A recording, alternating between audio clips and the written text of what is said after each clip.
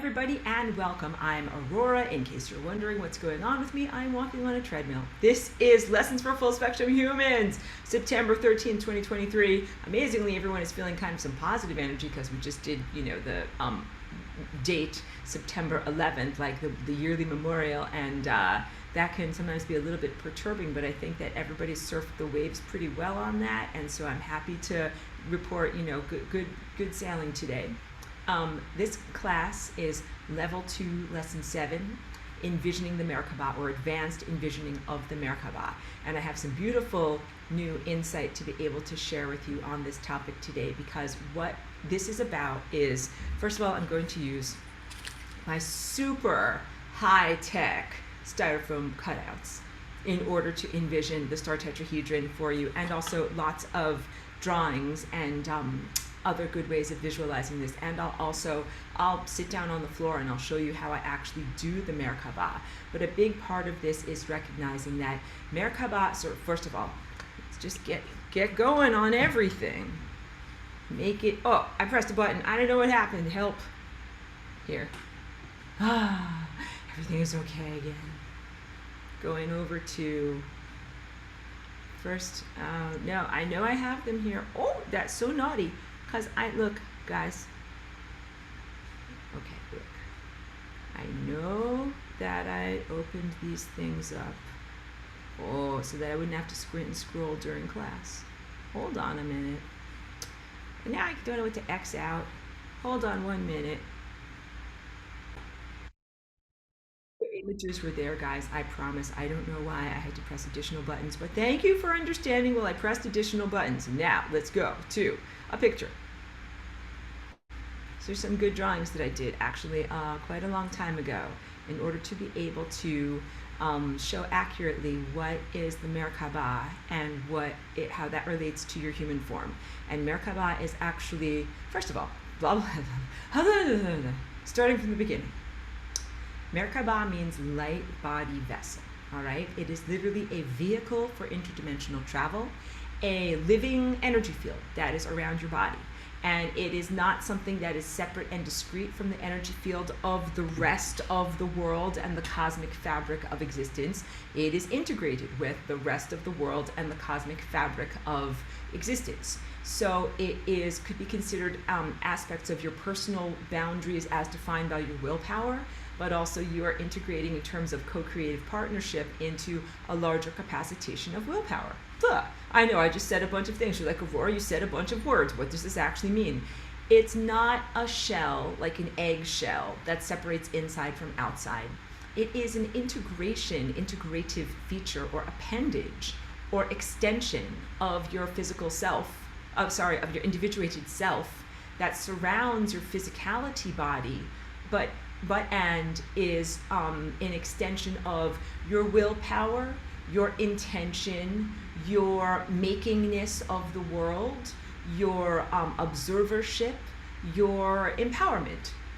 And this was basic teaching in the time that is known as ancient or mythological Atlantis. This is like the ABCs and 1, 2, 3s of having an energy body.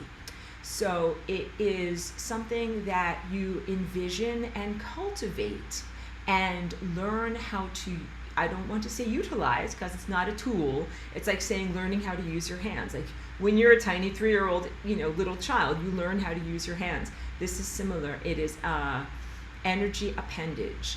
And it is something that you envision and project using your pineal gland, using your inner eye, using your eye of envisionment of the subtle realms and perception of energy, which is light, which is information, but which is not optical light.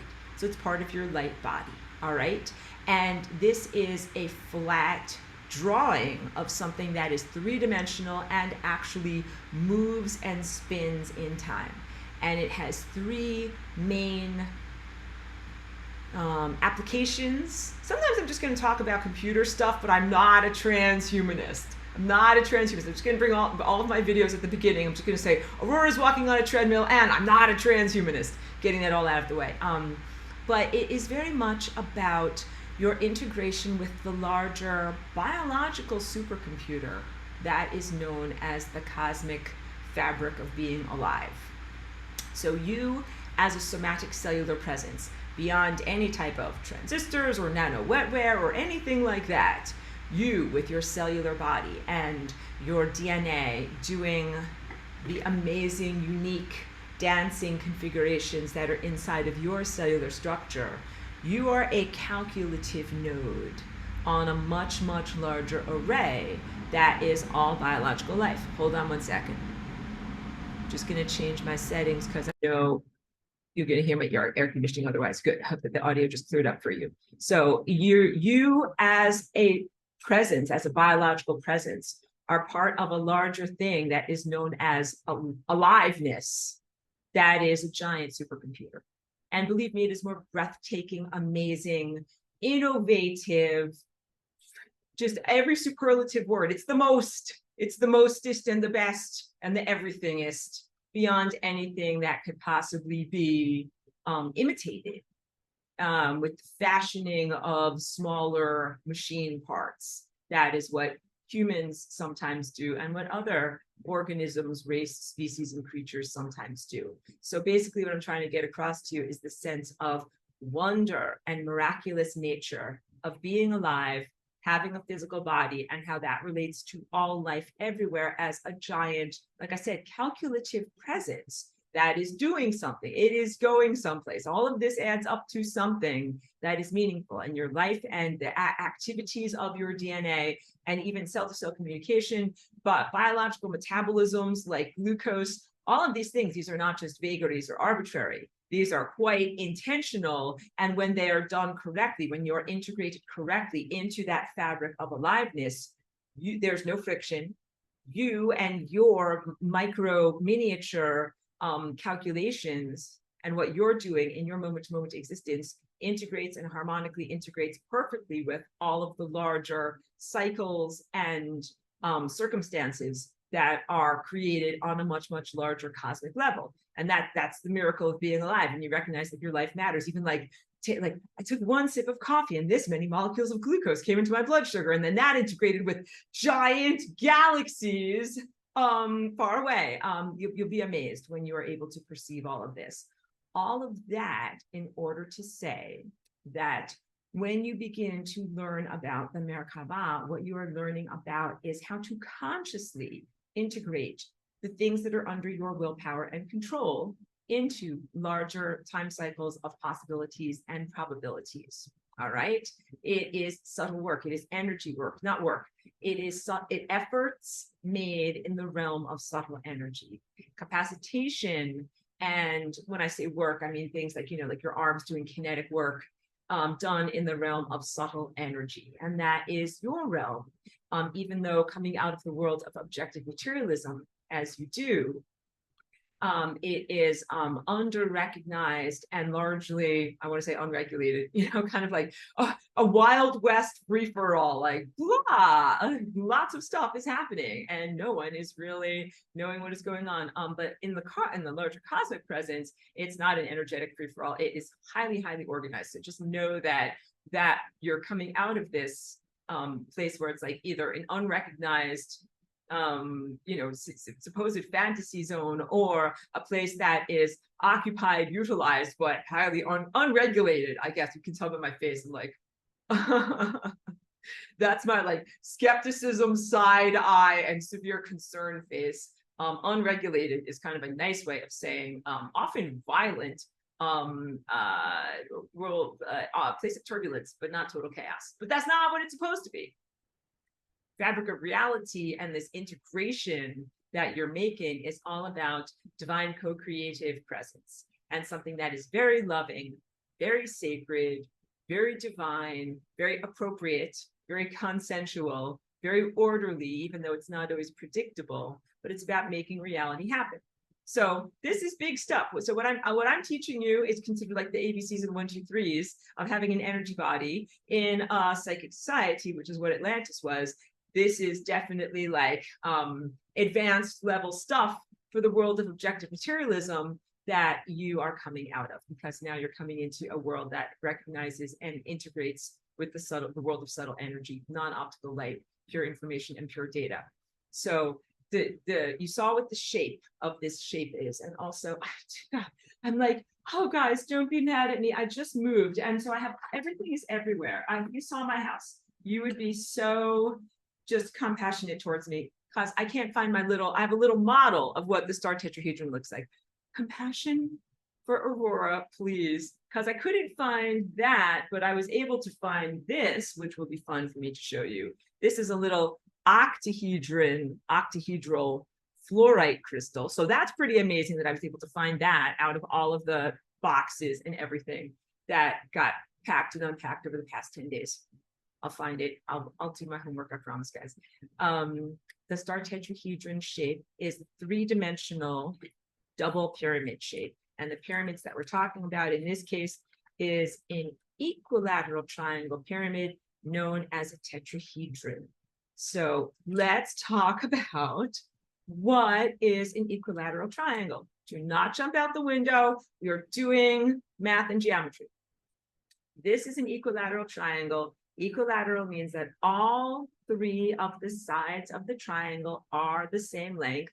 All three of the angles of the triangle are the same angle. 60 degrees, 60 degrees, 60 degrees. 60 degrees is one of these very incredibly important angles to recognize in the structuring of your physical body presence and in the structuring of nature. And what I am going to teach you today is about the integration of the structuring of your physical body presence and that which you can see in nature, like the swirl at the center of a sunflower, and a world of subtle energy that is not your physical presence, that is not something that you can see with optical light in your physical eyes, and has a slightly different calibration. And instead of having this bifurcation, which is what humanity has experienced for millennia, and which has been a huge disempowerment feature for you, the bifurcation says, hey, this is your meat suit, and this is your physicality presence, and then this is your ethereal, ascended, angelic body. And the two are very, very different. They are absolutely integrated. And so what I'm teaching you today is the information that is exactly about how these two levels of your being integrate. Because again, that Merkaba, star tetrahedron shape around you, is an appendage. It's a part of you. It's a part of you that is in another dimension or a different, I don't have a word for it. Realm, different realm, a different area of capacitation and sensorium than this world, but it is still a part of you, and that world is also your world. So as you bridge the gap and come together with this part of yourself that you were artificially separated from, you recognize it, you come to know it again, and you reclaim it and become recapacitated in your intentional movement within that space. So 60-degree angles are the angles that determine the divine organizational features of your physical cellular body. 60-degree angles are your friend. 60-degree angles will keep you happy and healthy on the physical cellular level. And then to transcend the physical cellular level and also include the non-physical, purely energetic world that I'm referring to, that's a realm, that is another state, place, or realm of experience, you also claim these higher angles, like the 90-degree angle. And some people are like, no, I hate cubes, and I hate 90-degree angles, and these squares, and these things, and they keep us trapped in the matrix. No, I'm going to teach you all about how you can truly transcend the matrix. So now I'm just going to put down my little model. And Melissa's here, and hi, Melissa, it's good to see you. And she's heard me tell this story many, many times. I use this as an analogy so that you can comprehend what's been going on, why you might think that learning about the Merkaba and cubes or 90-degree angles is a control aspect to grandmother's strudel recipe, okay? So first of all, even when I just talk about the Merkaba, some people are like, I'm immediately skeptical and adversarial. It's straight edge geometry, and I only do sine waves. I'm like, if you love sine waves, check out my flying rainbow lasagna. But truly, Some people are skeptical of any type of a construct that involves straight lines because they're like, it's artificial, it's this, it's that. Okay, it's not artificial. Straight lines are an aspect of the visual math. If you have a half of like a curve, if you have a curve, a semicircle like this, and a semicircle like this, and you put them together, this plus this equals this. Got it? In terms of forces, force fields, these two things collapse together in order to make this. So if you have something like the star tetrahedron that's comprised of these straight edges, what you really have is a series of interlocking spheres. But we're not drawing it that way. But in your mind, with your subtleties and your great intelligence, you can know that this is actually a shape that is comprised of many multiple interlocking circles, slices, or spheres. Okay, so that we have just now gotten past fear of straight lines. All right, and now we're also moving into the sense of whether cubes are limitation features or imprisonment features. Okay. So the joke, not joke, but just like my funny sharing about grandmother's strudel recipe. So in some families, you can imagine some family where grandmother is like very withholding, severe, maybe German. And she's like, no offense to any Germans or anything like that, but they're not the huggiest of people. And you say, I love your strudel so much, Grandma, can you give me the recipe? And she's like, sure, I'll give you the recipe. You take some flour and some water. These are the measurements, and some apples. You put them together, you roll it up into a log, bake at 350 for this many minutes, and then you will have my strudel. And you're like, wow, thanks. And then, either you go home and try it, or maybe she dies or whatever. And then you try to make it on your own, and you're like, this doesn't come out right at all, because grandmother withheld certain critical aspect of the technique in order to make the dough correctly. It's not just about slapping together some water and some flour. You actually have to mix it a certain amount of time, let it rest, knead it. Then you have to roll it out on a big giant tabletop. Then you have to fold it over many, many, many times and roll it again and flour it again. This whole complex procedure that is required in order to make like beautiful flaky pastry dough, as opposed to like a big gloppy mess. And the whole technique for rolling it up and all these different things. Okay, so that way you get the real recipe. That is what we also are talking about when we talk about Merkaba, flower of life especially, and aspects of comprehending the 90-degree angle. Some information has come to you, been transmitted to you through the ages, through various mystery schools and traditions, esoteric schools that held this information as not a secret, but something that was only for limited access, that was not publicly known. For thousands of years, this information was not publicly known. You couldn't just go walk into a library and be like, I'd like to borrow all of your books about the Merkaba, please. They'd be like, we don't know what you're talking about. That thing doesn't exist. Please leave quietly. But things are different now. You can be like, oh, I'm curious. Go to the Oracle, ask the Google, put in Merkaba, see what comes up. Like now all this information is out there, and not just that, but information from all of these different traditions, indigenous traditions, formerly secret societies. It's all out there. Like everything's out of the closet right now. And that's really because of the time that you live in, where it's just kind of like, again, an energetic and information-based free-for-all. So you have a strudel recipe that's out there. That's like, yeah, this is what the Merkaba is, or this is what a cube is, or this is what a 90-degree angle is.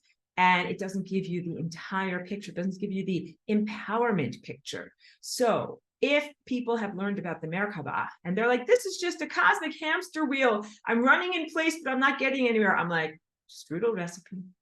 You didn't get the whole recipe. This is why it feels like you're just running in place. So wait, let me drink a little bit of water, because I'm walking on a treadmill and this is a marathon here. Let's talk about the 3 generalized ways to experience the Merkaba in your life. And the first 2 are why you might think of it as just a cosmic hamster wheel. And the third one totally negates that, because it gives you the full strudel recipe. So the first experience of what Merkaba is a protective and nourishing force field around your body. And that's the first thing you begin with cultivating it. Because so you build and generate it and revivify it yourself with your imaginative capacity. So it's intimately related to Christ. It's intimately related to your envisionment capacity and the light that you emit internally. because you don't just eat light with your Christ mind or with your third eye here. You also emit light with your third eye and pineal gland, physicality gland structure. You emit information. You eat information and you emit information. So some of the information that you emit is this energy field that is around you.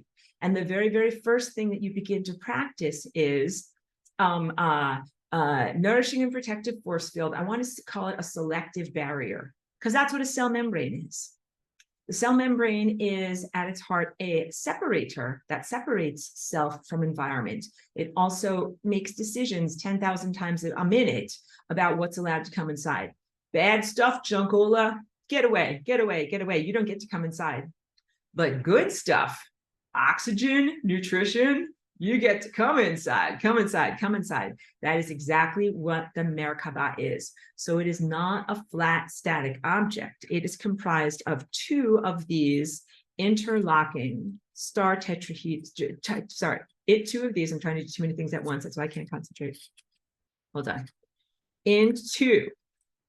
It is made of two. Well, I fiddle away. You can tell I was struggling. Two of these, one points upward like this, one points downward like this.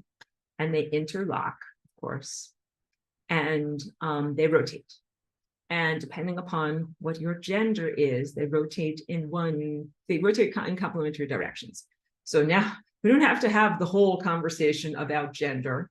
What I will simply say is I've been teaching this for a long time through a lot of different changing social dynamics, is please find the configuration that feels right to you. So I'm a female and I do my configuration as the pyramid that is pointing downward, that comes out of my heart. I rotate around to the left, and the pyramid that comes out of my base of my spine, I rotate around to the right. I will sit down and do this for you. So don't worry, I'm just beginning the description. I don't want you to think like it's all going by so fast. I'll show it, I'll draw it, and I'll do it for you. But the basics are one of them spins around to the right, one of them spins around to the left. And just doing that envisionment, the capacity to envision that you're sitting in this pyramid, you're sitting in this other pyramid, and that one is spinning one way, one is spinning the other way. That is mental, not mental, but spiritual exercise. Just like you have to work it up on your muscles. You don't start off with a 50-pound weight. I don't lift a 50-pound weight yet. You start off with, a couple of pounds, and you do more and more and more, and your body grows, and then you can do more. So you begin this process of envisionment and creating and generating and sustaining the Merkaba force field around you, and you grow incrementally, and you grow stronger, and your capacitation grows stronger. And the more that you're able to do it, the more that you're able to envision this counter-rotating field. And the counter-rotating field has facets. And the facets are these, almost like mirror sides.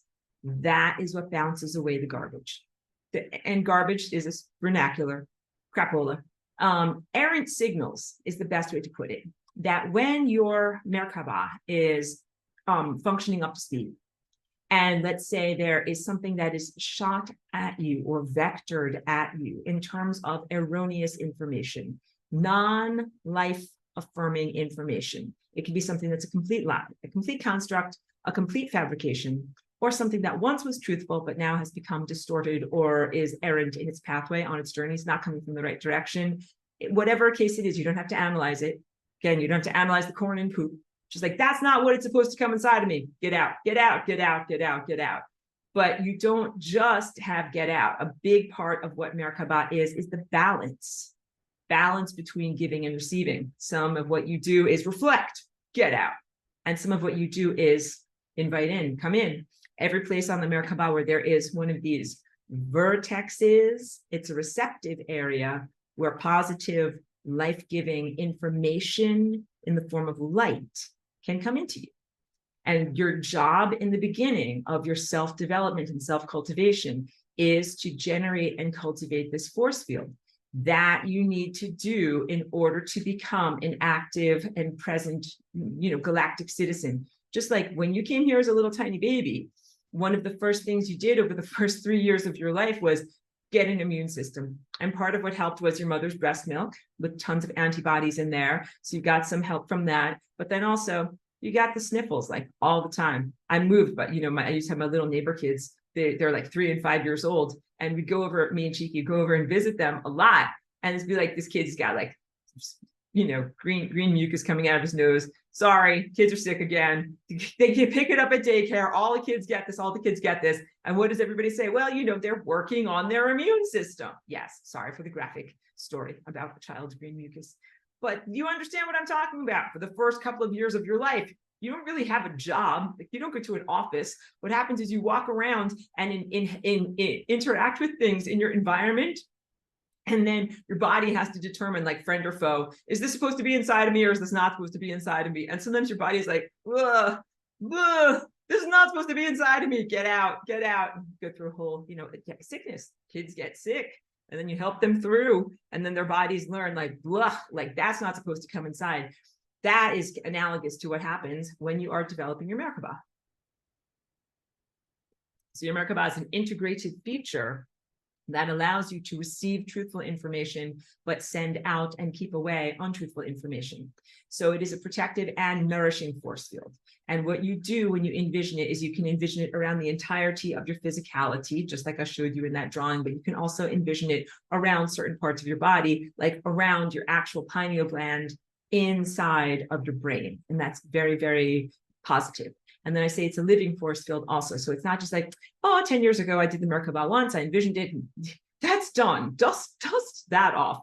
It's like a hygiene in exactly the same way, like every day you brush your teeth, every day you, whatever, clean your face, wash your feet. You do it all the time. It's not just like, 10 years ago, I washed my feet and brushed my teeth. I'm done. No, you do it all the time, even as an adult, even as an expert. So keeping your Merkaba spinning is something you do all the time as an energy aware being, as an adult, cosmic conscious citizen being. All right.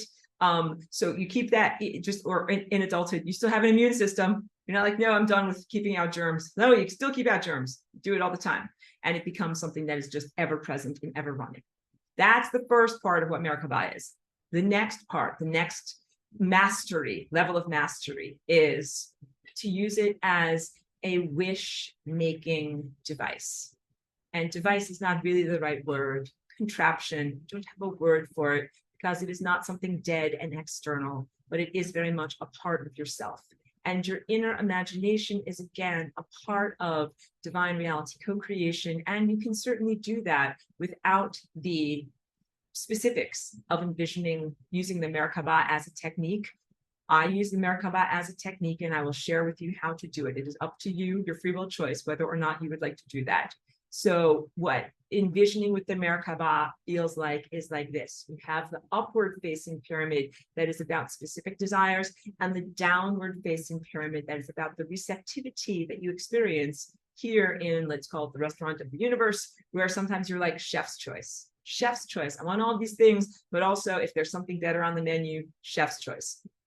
So what you do in the basics, this is just the basic strudel recipe, but I will walk you through it more, is you first sit down and envision your upward facing pyramid and breathe into it specific desires. Then you also envision your downward facing pyramid. You breathe into it the receptivity of the experience you would like to have. Then you press run on that program.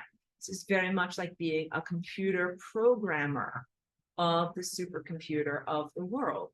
But I don't want you to be like hubristically egotistical and think like here, like my MacBook is separate from me. I'm in charge. I make you do what I want. Like I was just getting a little huffy with my computer because I'm like, I pulled up those pictures. Naughty computer, where's those pictures? Like I'm in charge. Where's my pictures? What did you do, you naughty computer?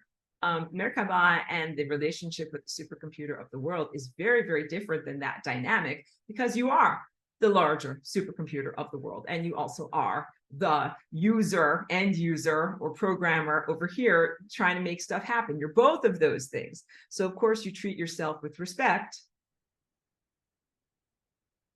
I'll get to your questions. You definitely treat yourself with respect And it's not about just one's sole self-centered egotistical desires. You must mitigate your desires with your desires for the whole or the health of the entirety of the system. And that's also part of where chef's choice comes in. So what you do is you have specific desires, you have receptive desires, and then you press run on that program.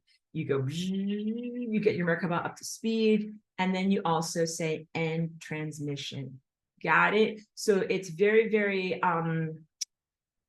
I want to say delineated. The act of creating with Merkaba in this second tier of mastery is not just like your regular everyday workaday moment. It's a sacred time. Like, put aside some sacred time that could even be 5 minutes to be able to sit, go into this meditative state, create this envisionment, have a conversation with the cosmos about what you would like to experience or make happen. It's like you're in front of the microphone of the world. And then when you are complete, press run on that program and you turn off the microphone. So that way, you know, like, I don't know if you've ever had this experience, like you've had a lapel mic on or something like that, and then, you know, you're no longer on the stage, but it's still like listening to you, chatting with people, blah, blah, blah, blah, blah. Like, you have to turn off that mic. You have to turn it up. You only keep it on for while it is relevant. So you create this little encapsulated bubble, this little moment of creative capacitation, and then you let it do its thing. You experience the living embodiment of what you have created and co-created with the cosmos. And it could be interesting and it could be surprising. And sometimes it's a learning experience. And you try to do it in a respectful way so that all of your creations are positive. And if you learn a lesson, you have a landing, soft landing, right? Like you're learning acrobatics in like a gym for trapeze artists. You don't want to like fall 30 stories without a net. You want to be like, okay, if you're going to fall as part of your learning process or crash down, then have a soft landing. Any kind of gymnastics, any kind of sports or athleticism, have a soft landing, all right? That is what Merkaba is. And so when I do Flying Rainbow Lasagna as its own form of spontaneous and innate reality generation and co-creation, I put a Merkaba up around me before I do my Flying Rainbow Lasagna, because I'm like, oh yeah, I definitely want to have a puffy mat. I want to have safety nets, something in case this goes kablooey. I want to make sure soft landing.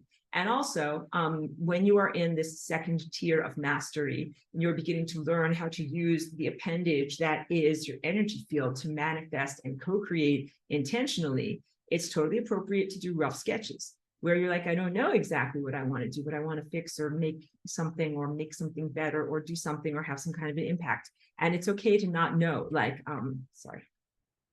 when you are an artist, when you begin sketching something, drawing something, sometimes you don't exactly know what it's going to be shaped like. You're like, I don't know what that's shaped like just draw a circle. It's not exactly a circle. This part is a little bit like this, and this part is a little bit like this. And you erase and you draw, and you erase and you draw. It's part of how you learn. It's a very tactile learning sense, like you're kind of like feeling with your pencil, okay? And you can do that with reality. It's not the same as knowing like this reality structure is going to be 2.4 inches to the left of this reality structure, and that is the way that everything is, and everything is perfect on the first shot, and you're going to draw it all with an indelible Sharpie marker on the first pass. That is not usually how I do my artwork. And part of the questing and the exploration is part of your maturation process. So embrace that, and you begin your work in pencil or in charcoal, so that way you can erase if you need to. You literally hold these envisionments lightly. Hold things lightly without a huge amount of attachment, without a huge amount of emotional expectation, and without a huge amount of emotional attachment to specific outcomes. And you kind of see like, okay, how does this go? All right. So now I'm going to go much more specifically into the hows and procedures of all of these things, but I wanted to give you the overview and get you up to number 3 so that you don't feel like you're about to be like, I'm skeptical. Aurora's making us run in place, cosmic running, like, you know what I mean? Running on the hamster wheel, running in place, never getting anywhere, because that, you know, you're spinning your energy field. Don't want you to think that I'm setting you up for some kind of imprisonment. It is the antithesis, the literal antithesis of everything that I am here to teach and share in terms of freedom. So no, it's crucial for you to know about the third thing, which is actually something that no one on earth taught me about, but which I learned through my direct insight, and joyfully, gleefully share with you the full strudel recipe so that you are not imprisoned by limited teachings in any way. But the great transformation and liberation to travel interdimensionally that comes from when you transform these from pyramids that are shaped like a tetrahedron, where all four sides are the same size and the same angles, and you turn it into the type of pyramid that you know as the Great Pyramid at Giza.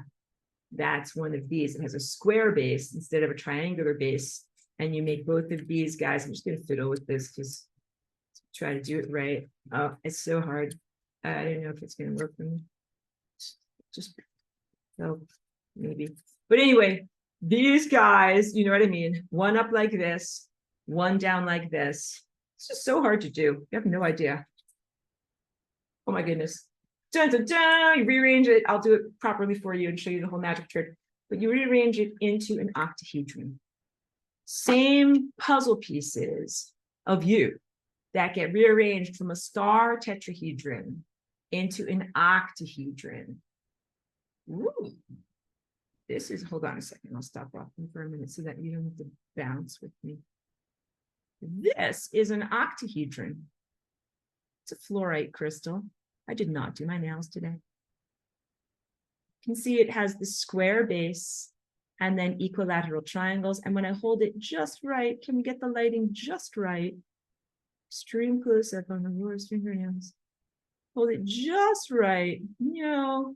But anyway, when you hold it just right, and the lighting is just right, and it's kind of translucent and you can see through it, you see that star tetrahedron shape through the translucent nature of the crystalline structure.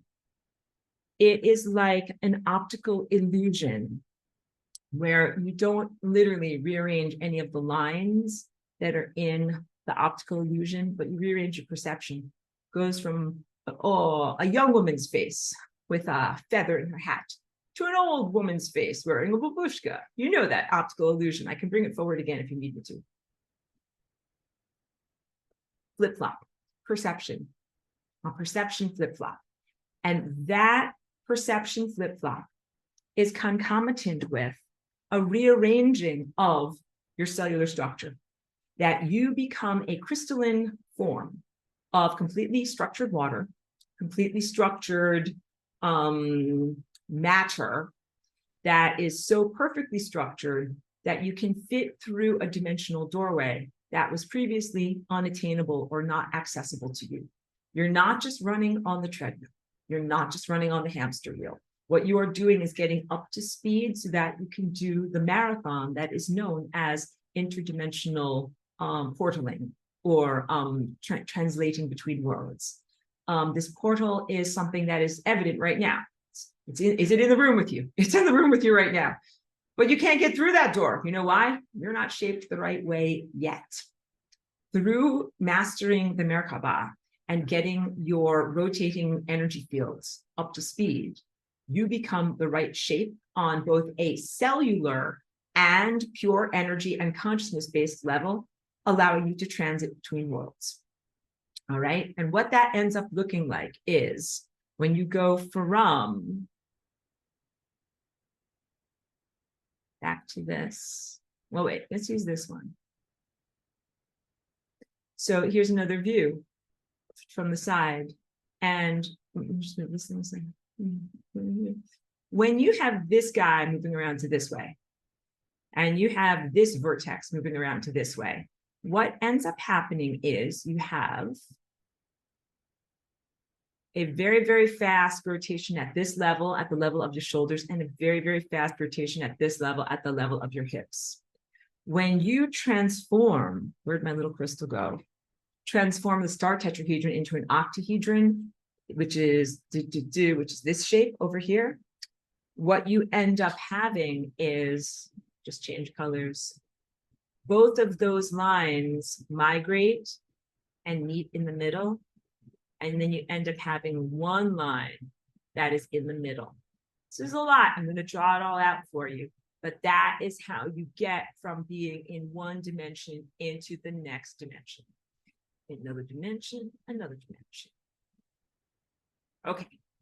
That I hope makes you feel excited. Let's learn. Let's do this, Aurora. Let's learn how to do this. Okay. So who, what, where, how, when? How do we even begin? Don't be alarmed. I'm going to get down over here. Hope you can see. Let's see what the lighting conditions are like if I sit down over here. Okay, I hope you'll be able to see me properly and be able to hear me properly. So the first thing is, I feel very comfortable to do the Merkaba sitting with my legs crossed like this. If this posture is not comfortable for you on your knees or your hips or for whatever reason, you can absolutely do the Merkaba seated in a chair or in a hammock or even laying down in bed, whatever body position is accommodative to your mobility. What I like about this body position is that literally when you sit like this, your base of your body is shaped exactly like the base of the upward facing pyramid. And that is why I suggest that you begin with the envisionment of the upward facing pyramid. So I have my two legs that are sticking out like this. You can see that effectively on the screen right now. That's two of the sides of the pyramid. Pyramid side one, side two, and then my knee to my other knee, that is side three. So that is the basis of my base of my pyramid. And then you can imagine that the vertex of the pyramid is going to be up above your head. It could be a little bit, it could be a lot up above your head. And there is a flat face in front of you, kind of like a windshield that comes up to this point over here, right? And that you have a point that sticks out in the base of your spine, where your legs come together here, the center of your pelvis. That is where you have one of these critical features. That's the vertex of the pyramid, pointing backwards. I'm sticking my arm backwards with the pyramid. So that is the upward facing pyramid in gentler times, in less confusing times, in other times with other cultural paradigms. People would call that the male pyramid. But for a long time, I've been like, we got to erase this male and female thing because it's just not effective language to be able to talk about these. Because it used to be, back in the old days, leadership qualities were considered to be strictly male qualities. And being active or forthright, just meeting someone to the meeting, being active or forthright was considered to be something that was only for boys. But clearly we live in a different world where women can be forthright and speak their truth and make explicit requests. So it's no longer effective to say male pyramid, female pyramid, or any kind of thing like that. The upward facing pyramid is full of specific desires. It is full of the desires that when you create an envisionment, like a lot of schools, no, a lot, Judy White, many schools of manifestation use the power of envisionment in order to manifest. They are not directly doing the Merkaba, but they're utilizing similar features of energy that recognize that the more details put into something, the greater, the more vivid the envisionment is, and the greater is the likelihood of actually achieving it. So let's say that you have a goal, like you want to run a race, you want to run 5K. And so we'll do, I usually use ice cream as the example, we'll use running a race as an example. So in your upward facing pyramid, you're like, I'm envisioning, I'm wearing like my blue sneakers, and I'm envisioning I get to the finish line, and the finish line, looks like this, and then after I go across the finish line, like I drink whatever's your favorite, Gatorade or something like that, that's going to taste so good. Blue sneakers, finish line looks like this, Gatorade, reward. And that's perfectly fine to do that. But then what you also do in the Merkaba is you have receptivity, where you have the downward facing pyramid, that again used to be considered the female pyramid, but now I just want you to call them the receptive pyramid. The upward facing pyramid, this point actually connects with the sun and the stars and the emanators of pure light information. And the downward facing pyramid points to Earth's core. It points to matter itself, the receptive, maternal, nourishing, protective world that you inhabit right now as a place of gestation and exploration as your spirit is preparing for the soul marathon, which is when you can actually travel in your Merkaba interdimensionally. Okay, so for right now, you live in a body on Earth, but one day you will be vastly expanded in what you can do in your definition of self. But you're gestating here right now in the world of matter, your mother. And the receptive pyramid points downward, not only into the planet, but into the concept of matter and the concept of embodiment and physicality.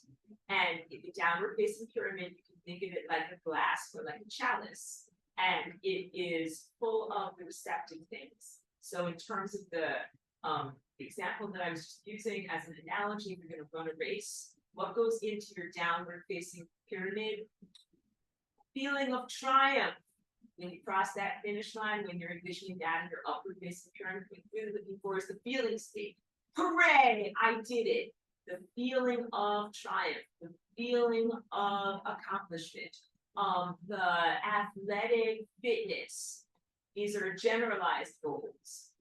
Also the sense of having completed a task, made something happen, used your willpower, made it through challenges.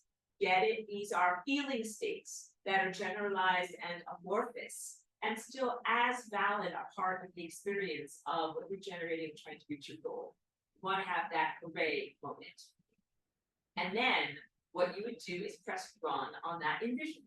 So for me, again, wait, I didn't tell you how to envision the downward facing pyramid. So the downward facing pyramid, you have a pyramid that comes outward from your heart. So the top of the chalice is going to be at shoulder level for you. You can help envision this by pointing your hands forward so that they touch roughly out shoulder length from your heart. And you can envision that's the front of that pyramid, and then your shoulders are the back of that pyramid. So here's side 1, side 2, side 3, shoulder to shoulder. And what I begin with that envisionment, and then of course the vertex goes down into the ground, is to move that to my left. So I get my downward facing pyramid moving to the left, and I get my upward facing pyramid moving to the right. And I've been doing this for a long time now. So sometimes in my dance or at other times in my life, I just quickly go like this with my hands. And that's kind of like right now at this point, you guys can probably tie your shoelaces pretty easily. But when you were a little tiny child, we were learning. Someone had to show you like over, under, around, with the bunny ears, then we tie them together. Hooray, I did it. But now it's just become a muscle memory and very, very fluid in what you do. It's exactly the same with the Merkaba. For many, many years, it was a very effortful, very studied envisionment of mine. And now it's become so, much part of my muscle memory. Merkaba, do it. I just do it.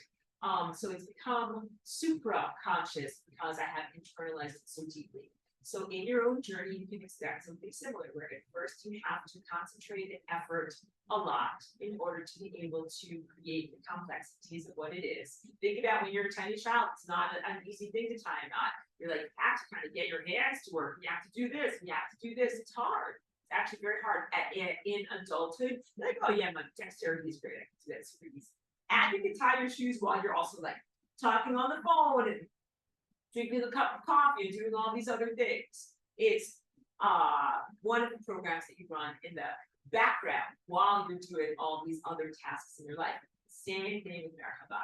So I just taught you also about how to manifest something, but what I should have taught you first is the basics of envisionment and also just doing that for envisioning positive outcomes. Because before you even get into, I want to envision like running a race, and the moment that I go across the finish line and how great that's all going to feel, what you first need to just do is clear your energy field and establish your energetic sovereignty and energy boundaries. And even that can be a level of expertise that can take years. So please go at a comfortable pace. And what that looks like is, you create this upward facing pyramid, create this downward facing pyramid, you envision it. And what you put into the spinningness of these two force fields is, I would like to absorb and be exposed to information, waveforms, and energy that is life affirming, that keeps me away from the membrane of death,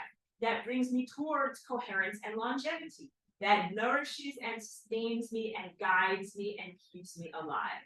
And I would not like to encounter and would not like to interact with energies that are about death, destruction, disorganization, disempowerment, entropy, chaos, and the end of systems. All right, because that's what the errant signal stuff is. That's what you begin with. I'm going to get back up and keep on treading over here, and drink a little bit more water.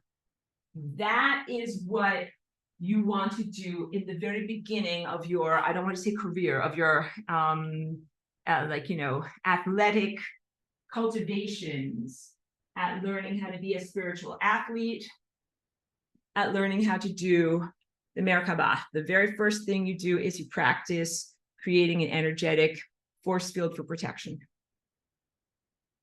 Let's talk about force field for protection. Like I just gave you a very generalized one. You can put a Merkaba around anything that is specific. Like, for example, you can, and I would encourage you to, put a Merkaba around your bank account. Like, what would that even look like? What you would do is envision, instead of you sitting inside of the star tetrahedron, you're building a star tetrahedron shape around your bank account, the abstraction of where you store your money or your finances. And you could imagine an app, if you do online banking like I do, or a physical building, because just mostly I have almost never gone inside of a physical bank, but you envision that as a symbol. We're talking about symbolic language. So you talk to the cosmos in symbolic language. So you envision your money, you envision the bank, and then you envision putting this protective force field around the bank and the bank account. And what does that help you with? Why do you do that? That means that everything that you experience in terms of your bank account will be nourishment coming to you and errant signal being bounced away. So this will protect you from things like hackers and exploitation and someone stealing your stuff. And let's say that somebody tries to steal your stuff. You had identity theft and somebody took your numbers and then they used it to buy stuff at Home Depot and it wasn't really you and you had to call people on the phone and blah, blah, blah, because stuff like that happens. What if that happens?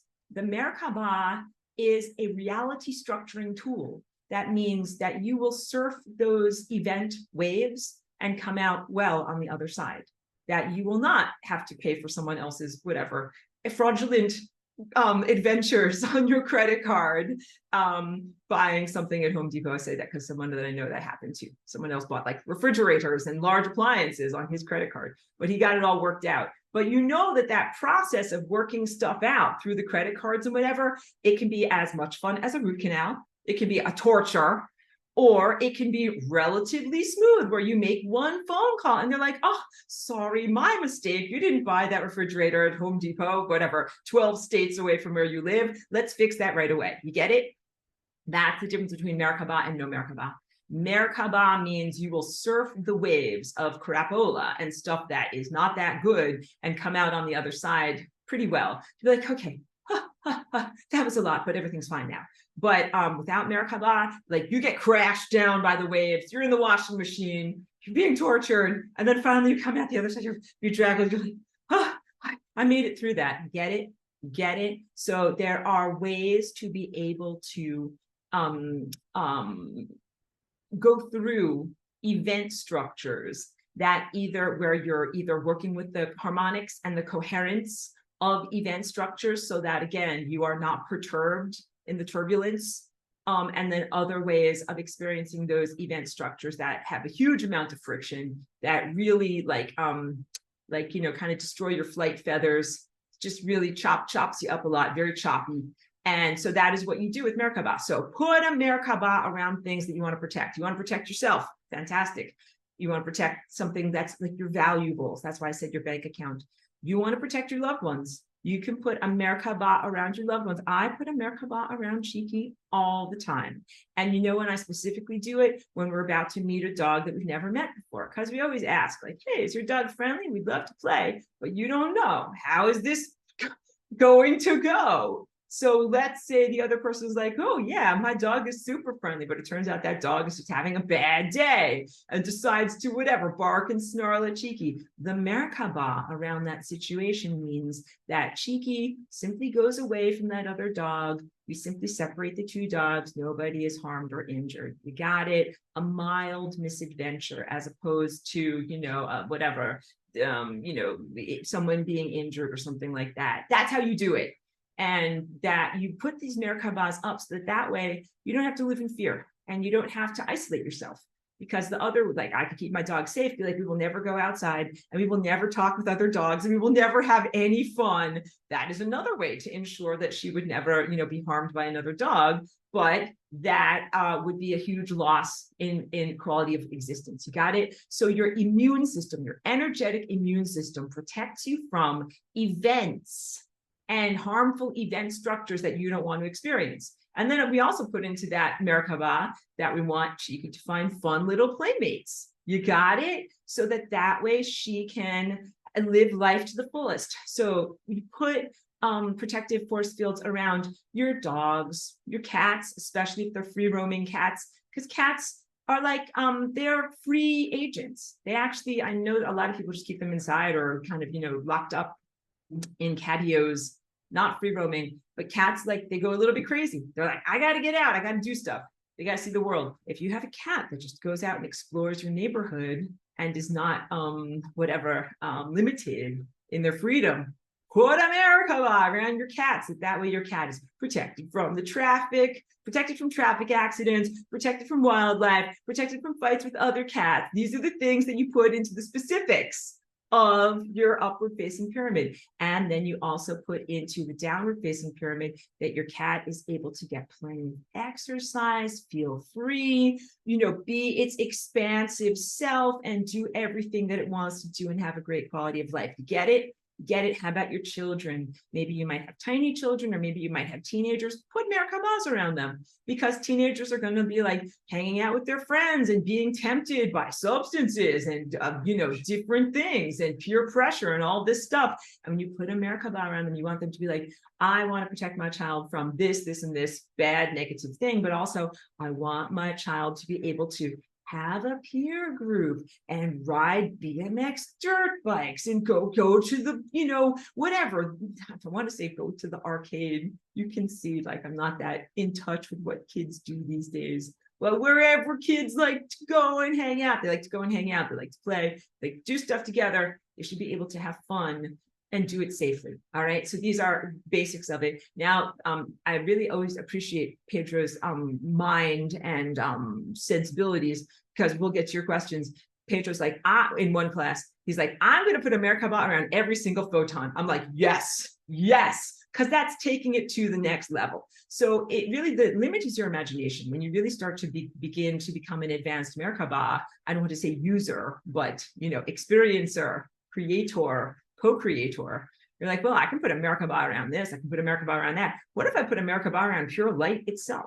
What if I put a Merkaba around the sun and around photons, so that way they all have a wonderful freedom of existence and freedom of movement and can never be hijacked, misappropriated, or distorted or imprisoned in any way? That's straight Pedro over there. So that's really good thinking. You start to get to these levels where you're like, well, I can do this simple practicality, but what about if I take it to the 10 millionth degree? And what about if I move into abstraction? That makes me so happy, because that is your literal job. You come here, you learn about something, and there are, of course, many, many rectifications that need to happen. There's so many things that are out of balance in this life. And so then someone gives you a tool. They're like, hey, wait, I know this is not perfect, but hey, like, here's a Merkaba. You're like, wait, I can do stuff with this. Let's do stuff with this. Let's get SHIT done with this and clean stuff up. Yes. So wait, so let me do a little bit more on my groove here, then I'll get to your questions. So basic protection, and you have to master basic protection, because when you do interdimensional travel, where's my little crystal, and turn yourself into an octahedron, you're gonna have to protect yourself. Just gonna let that sink in. There's bad crapola out there. You have to learn to protect yourself. Now, this is tough because right now in your planet, you've been exposed to a lot of bad crapola and you're very young. Like, you didn't even get really a chance to develop that much, and you're already being exposed to a lot of bad crapola. Ideally, you would get to become more mature and develop more strength and muscles and your own posture before you get exposed to some of the most soul corrosive, horrific, nightmarish monstrosity crapola that exists in the cosmos. That's just, you're coming of age and you're vulnerable in a time when you're being hit with like the biggest, baddest stuff. So that is, of course, I would say, from my perspective, not ideal. Like, I would wish for you to have more time in your personal development before you had to jump into the fray at that level. But it came to you. It came to you. It's on your planet. It's in your world. And even if you're 5 years old and your world is being invaded, you got to fight. You got to fight. You got to do it. So you can't be like, oh, wait, come back to me in 5 years when I'll be ready for this. You can't do that. You can't put this off. So I want you to know that ideally you would be able to go through greater levels of incremental self-development before being asked to lift a 50-pound weight in the spiritual weightlifting, difficulties, Olympics here. But you don't have that time. So you are coming of age and you're having to be like up to speed right away. But you develop your immune system so that you can travel freely in the cosmos, protecting yourself from bad crapola. And bad crapola, these are distortions and hijackings of the creative capacity, hijackings of observership, and distortions of DNA behavior itself, like the dance of DNA. It's unhealthy genetic modifications that are time distortions. So the Merkaba, if I haven't made it very clear, is intimately connected with time. You're talking about events. You're talking about the generation and travel and navigation of events and event structures. You're talking about conscious time travel, and not just like boom, boom, boom, boom, like moving from 1201 to 1202 or 308 to 309. Like, you're really talking about intentionally being on certain timelines or creating certain timelines or moving into certain, like I said, edifices or reality structures that is different than the unconscious flight through time.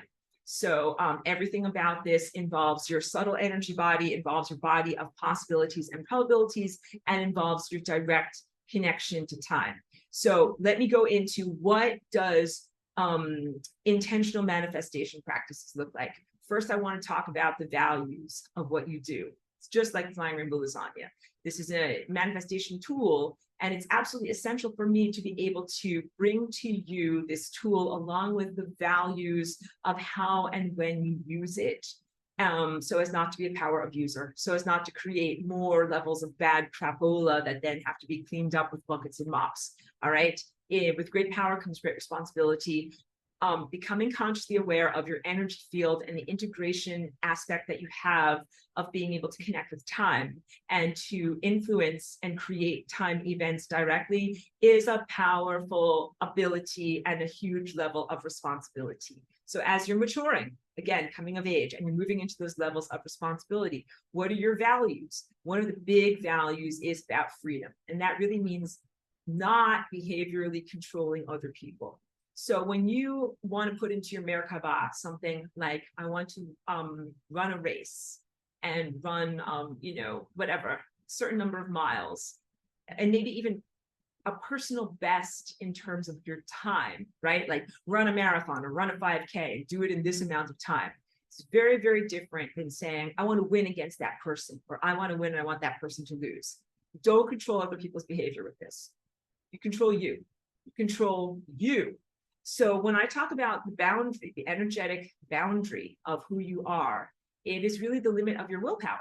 So, Chiki and I, we live our lives together. She's my +1 when we go out places. but she moves her own arms and legs, and I move my own arms and legs. The limitation of my definition of me is these are my arms and legs. And when I use my willpower, I move my arms and legs. But when she uses her willpower, she uses her arms and legs. You got it? So the definition of you and what you should be doing with your Merkaba is you should be using it for the expression of your own willpower and the things that you are in control of, but not trying to be a power tripping, power abuser, controlling other people's lives. Because one of the basics of cosmic law is freedom. Like, even if a person is misguided, like, let's say you know someone who's on drugs, you cannot, or not, I won't say cannot, I would really highly advise against, because you will get blowback if you do this. Don't sit in your Merkaba and say, I envision that person going to rehab, and I envision this for them, and I envision that for them, and blah, blah, blah. Like, that's super inappropriate. All right. So you don't use your Merkaba in order to control other people's behavior. You don't use, even if you think it's for their own good. So-and-so should quit drugs. So-and-so should lose weight. So-and-so should this, that, so-and-so. No, you don't do that. Don't do that.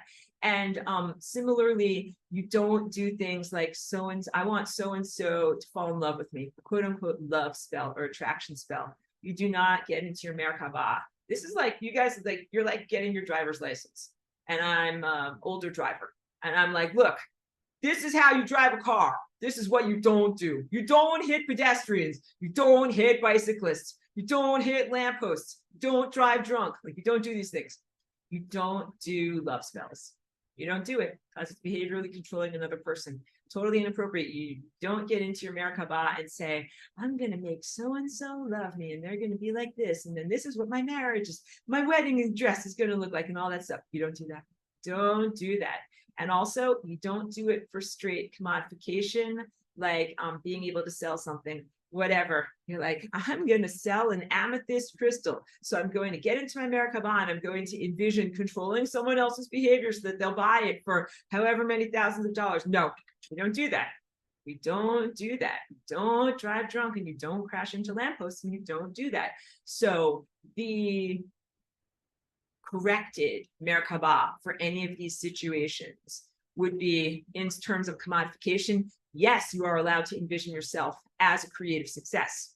Let's say you are running an online crystal shop through Etsy, and you're like, okay, what I want to envision is, in my upward facing pyramid, that my crystal shop makes this many dollars in sales each month, and that I'm able to, I've invested this much, I'm able to get back this much in order to keep my business going, or that I'm able to meet these financial commitments. And then in your downward facing receptive pyramid, you say, I'm interested in being an independent business owner and having success and making people proud of me and serving my community and all these other good things, and press run on that program.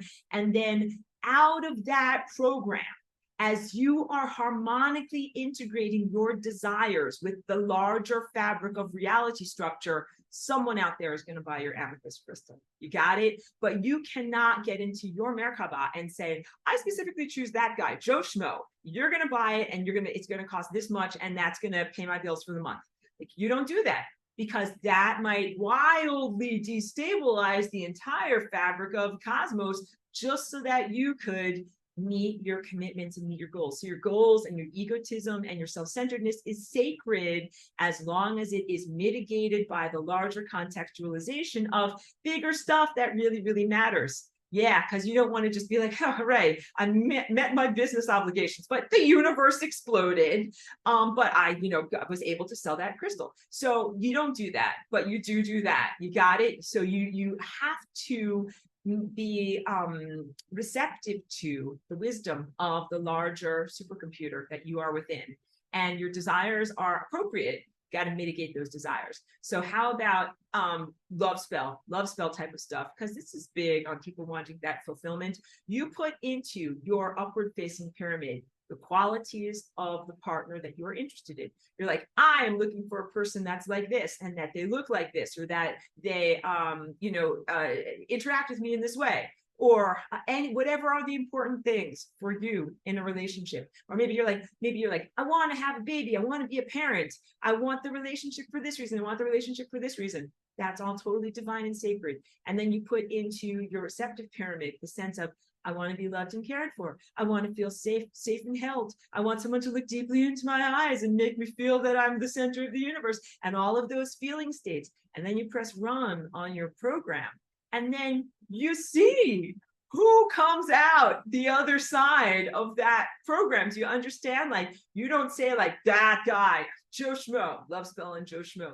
You have to put out your qualities and your requests. And then sometimes you also have to be open to chef's choice, because sometimes the universe will bring, God, divine consciousness and divine wisdom will bring you an answer that you're like, I wished for, Prince Charming like this. This is who I got.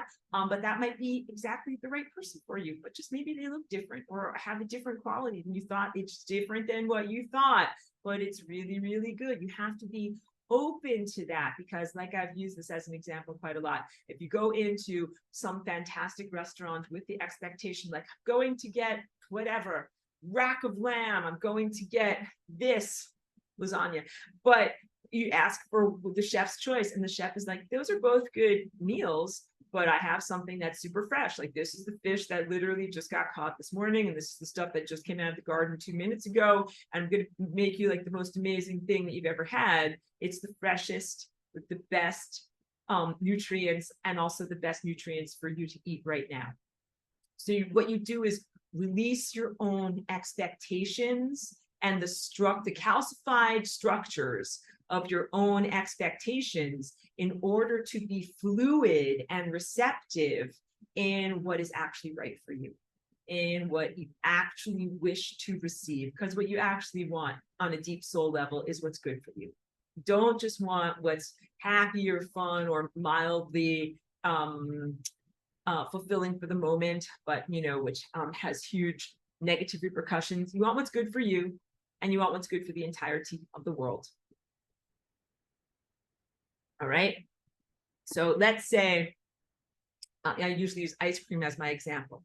Manifesting ice cream in your upward facing pyramid. You're like, I want a specific flavor of ice cream. So what you would do is take a quiet moment to sit down in your meditation pose. You can close your eyes or keep your eyes open. And you envision the upward facing pyramid. And with each breath that you are taking, you envision and speak internally, I want a specific flavor of ice cream. I always use in this example, Cherry Garcia ice cream. And I want to have it in a blue ceramic dish. And I want to eat it with a rainbow spoon that is shaped like a tiny flower. And I want to have it on a Tuesday. And I want to eat it while sitting under a tree. And anything else, whatever, while wearing a blue dress. And then in your downward facing pyramid, you put feeling states and receptivity. You're like, I want some of that stuff that makes me feel like I used to feel when I was a kid, and getting a special treat and something that's fun to eat and whatever feels refreshing on a hot day, and something that's, mildly indulgent, like maybe a little bit naughty or a reward to be able to eat. And then what you do is you press run on that program. And you also say end transmission, or whatever is your example of that, like turn off the microphone or relinquish the talking stick, because otherwise the cosmos is going to be like, Aurora, like, are you still wishing for ice cream? Are you still on the line? What's going on? So you have to be like, I wish for blah, blah, blah, and blah, blah, blah. And I would like this, and this, and then I'm open to this, and this. You can put a little asterisk at the bottom and say, I ask for these things, taking nothing from anyone, for the goodness of all. Like, you can always do that as the overarching intention of all of your energy work, that you are intending for an upliftment of reality, a betterment of reality structure, for more love and more divine consciousness and intelligence and organization to come into the world through your wishes and through your activities, and more joy and more comfort and more nourishment and more goodness, so that, that's the basis. It almost goes without saying, of everything you're wishing for.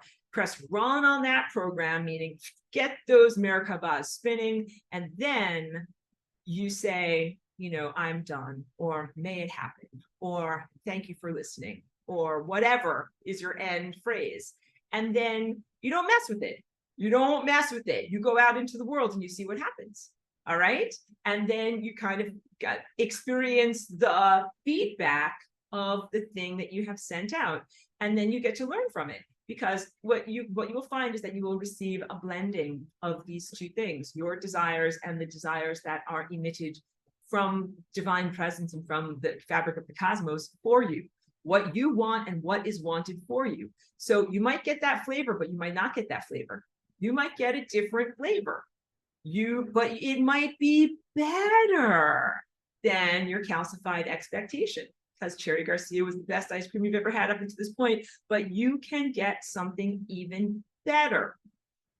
And it might be in a differently shaped bowl, or it might be with a different shaped spoon. You might not be sitting under a tree, you might be sitting on rock. You don't know exactly how it's going to happen. And that exploratory process is also part of what makes it fun and enjoyable to be an artist of reality.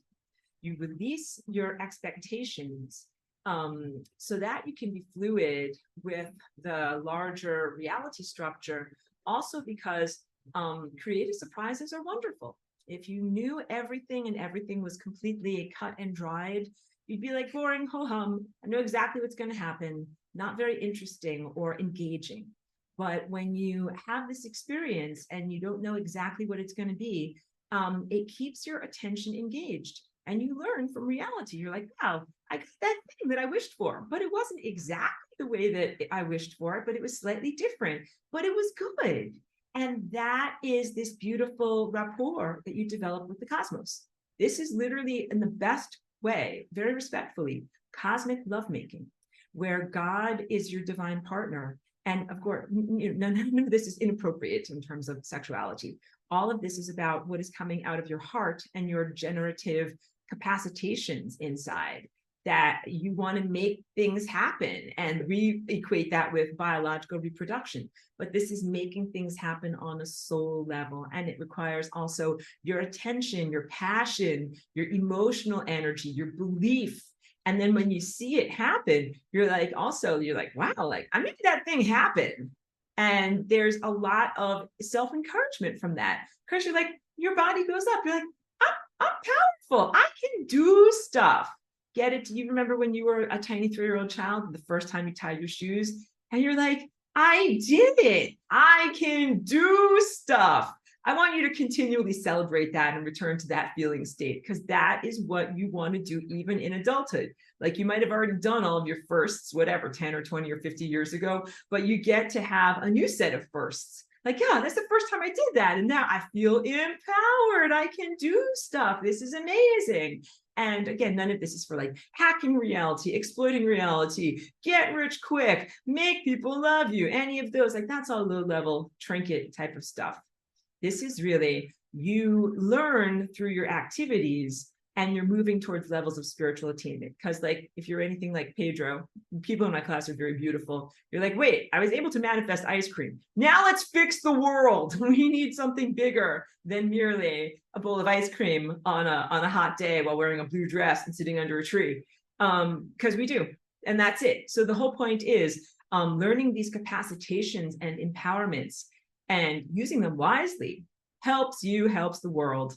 Big bucket, big mop. A lot of things are out of balance here. We need a lot of people in a lot of places making these corrective wishes. So, again, I've said this in other presentations. I'm only mildly critical of some of these simplistic schools of manifestation that are like Abraham Hicks or some of these other things that are like, feel great, jump into the vortex, envision yourself on a dream vacation. It's usually, for materialism, it's usually for self-service, and it's not usually for like planetary ascension, but there's steps on the journey. So if you went through those teachings or anything that was more simplistic, please, huge love and compassion because it was right for you at that level of your development. But then you move beyond that. You're like, wait, this is more than just the sense of like, I want to go on a dream vacation, or I want a fancier car, or I want in anything. For me, what I really want is a better world, because that's what you really want.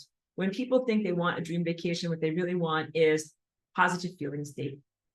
And positive feeling state can come from living very simply in community in a world that is safe. But that costs millions and billions of dollars. Like a world where you don't have like nuclear bombs and chemtrail fallout and all of this bad crapola stuff, and you can just live in a village and fish in the stream, like that actually costs a lot more than a 1 week on a cruise ship, in a tropical island world. That is actually a big, huge wish. And I would encourage you to wish that wish. So I'm going to drink water, and I'm going to get to your questions. And then we're going to get on to the third part of Advanced Merkaba, which are the exact mechanics of how to travel interdimensionally. Okay? I will leave nothing out of the strudel recipe. I will continually empower you with everything you need. And on the topic of structuring yourself, when I get to that level of interdimensional traveling, that's why I'm so precise about my structured water. Structured water, structured water, structured water. Structure your water, structure your water, structure your water. It will help you to do this third aspect of the mastery of the Merkaba. You will become structured if you drink. No. Structuring water will help you on the journey towards structuring the water that is internal in your cells, in spite of millimeter wave and other poop crapola.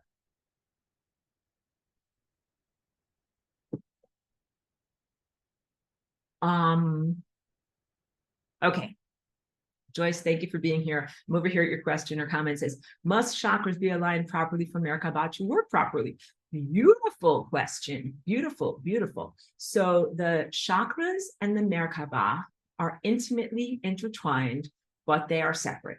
Chakras are innate to one's existence. Merkaba is something that is intentionally created and generated. So it's kind of like saying when you are born here as a human infant, you have autonomic body processes like breathing and heart rate. But learning how to tie your shoes is something that's life skill that you develop and then apply to your existence. So it's exactly the same with your chakras and the Merkaba. Chakras are innate to who and what you are. They exist, they actually pre-exist the formation of your physical matter and allow for the formation of your physical matter of your body as it gestates in the womb. So your chakras are absolutely essential in terms of architecture to support life. Merkaba is something that you learn how to do, generate, or perform as a skill with your energy field. And yes, you do have to have a functional and healthy chakra system in order to be able to perform the Merkaba effectively, because a lot of Merkaba is about using your inner envisionment. So again, I acknowledge that right now you're in this world where there is millimeter wave, poop crapola, nano wetware, and we're going to talk about that as it relates to Vajrayana body. And really going to update this teaching for what we're currently going through. Many things that are impediments to the correct and free, expansive use of your pineal gland and the energy field that it emits that is known as your third eye and your Christ connection.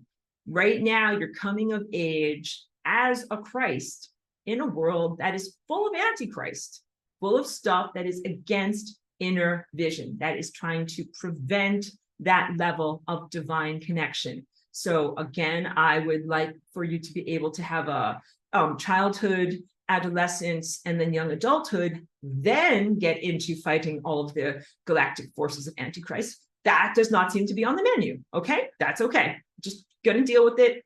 Let's not even quibble about this. All right. But ideally, you would be able to first become fully functional in the capacitation of your higher senses, and then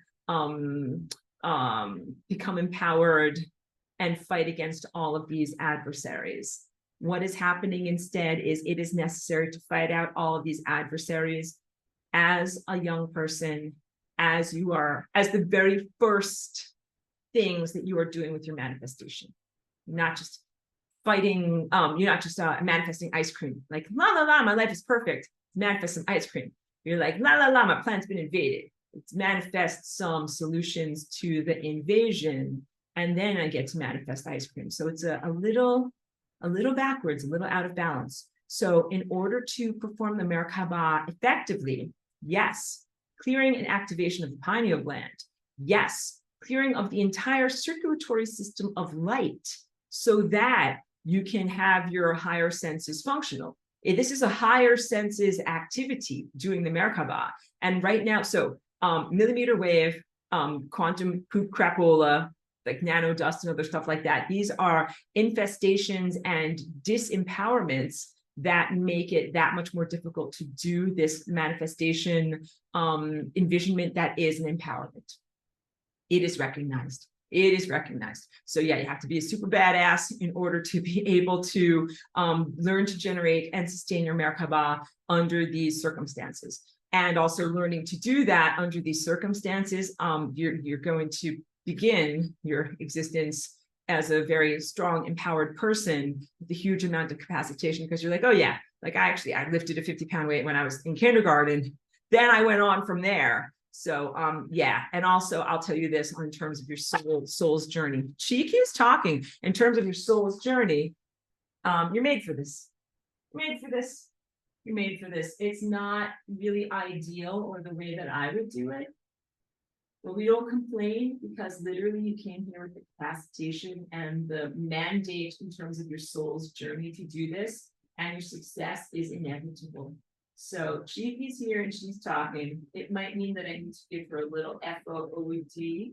So I'm just going to press pause super fast. I'm not going anywhere, I promise. I'm going to continue going with the questions in the chat, but we're just going to make sure that someone gets a little something. Just give us 5 seconds. I want to be serious and I want to continue on the topic that we were on, but I want you to know, like, Cheeky manifests with her Merkaba tiny frozen meatballs. Cheeky has actually manifested with her Merkaba and her manifestation capacitation tons of junk food, because I don't have junk food in my household. You know what I mean when I say these types of things. Positive, tempting treats that are out around town. Like, we walk past the Chinese food restaurant all the time, and she's always sniffing. She's like, sniff, sniff, sniff. Oh, that smells so good. I wish I could eat an egg roll. I wish I could eat this and that. And everyone was like pulling on the leash, like, come on, time to go. And one time we're walking past the Chinese food restaurant, she got a whole entire egg roll that was on the ground, and she just scooped it up and ate it like in 2 bites before I could even, scold her for being naughty and eating stuff off the ground. So she has a way of being like, if you're going to manifest something, it's like, my dream of eating an egg roll. And then you get it, because she's not in charge of, what she eats, and I feed her healthy stuff. So, yeah, she's done that with spanakopita, French fries, pepperoni, pizza, corn dog, all of these different things. She's eaten the entire world and had all of these flavor adventures through her own manifestation, because we don't really have those things in our household. And she's obsessed with bread. So she manifests bread in all of these different places, like, oh, not just bread, a chocolate croissant, what else? Waffle pretzels, and everything else that's good. Sorry, I know I'm being a little lighthearted. Should get back to serious stuff. So, to realign with what I was just talking about before, this brief anecdote of my dog's gustatory manifestation powers. Yes, ideally, your chakras are all capacitated and healthy, and then you learn how to do the Merkaba. This is like how we did things in finer times in Atlantis. But in this time here, you have to do your levels of development as it is possible and as it is needed in order to respond to the difficulties of your present situation. All right. Pedro asks, is it intrinsic? So I would say Merkaba, yes, is intrinsic, because it literally relates to the structure of structured water and the structure of carbon in your body. So let's talk now about your physical cellular structure of your body is made up of many different atoms and types of atomic elements a large part of which is carbon. And carbon has this particular hexagonal shape. This is the stuff that I prepared for class. Wait, hold on my little thing. Get this thing right here, because this is important stuff. Because now we're going to get into your Vajrayana body. Whoa, hold on. Sorry, I'm beeping. I have to refresh my treadmill. Okay. This little diagram over here shows the various different formations. Sorry for the beeping. There we go. We're moving again. The various different formations that the carbon molecule can take. Good.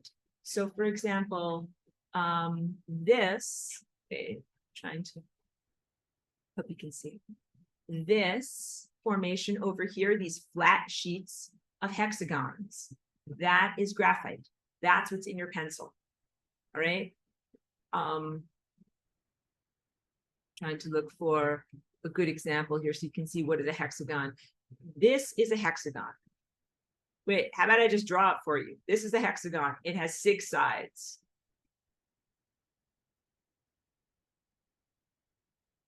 So, trying to think of something in your world that you're familiar with. I don't have an analogy. Okay, a hexagon is a 6-sided polygon. A good mnemonic device for you to remember that is hexa and sixa. The X helps you to remember that 6-sided shape. And the hexagon shows up prolifically in the biological realm and the realm of nature. Okay, so ordinarily, not ordinarily, for a large part of the time, when carbon is naturally in its molecular structure, it is in a hexagonal shape. This structure over here, which is the graphite that is at your pencil point, the lead in your pencil, represents carbon hexagons that are in flat sheets. And they kind of move against each other like this, like dinner plates or something, you know, I don't have a good analogy. Pieces of paper moving like this. So it's a lubricant. So when your pencil glides along the paper, it's because the substance formation of carbon in that substance is anti-friction. Okay. So this stuff over here, hold on. This stuff over here, this represents coal, which is carbon when it is in its least organized format. It's all just mushed together.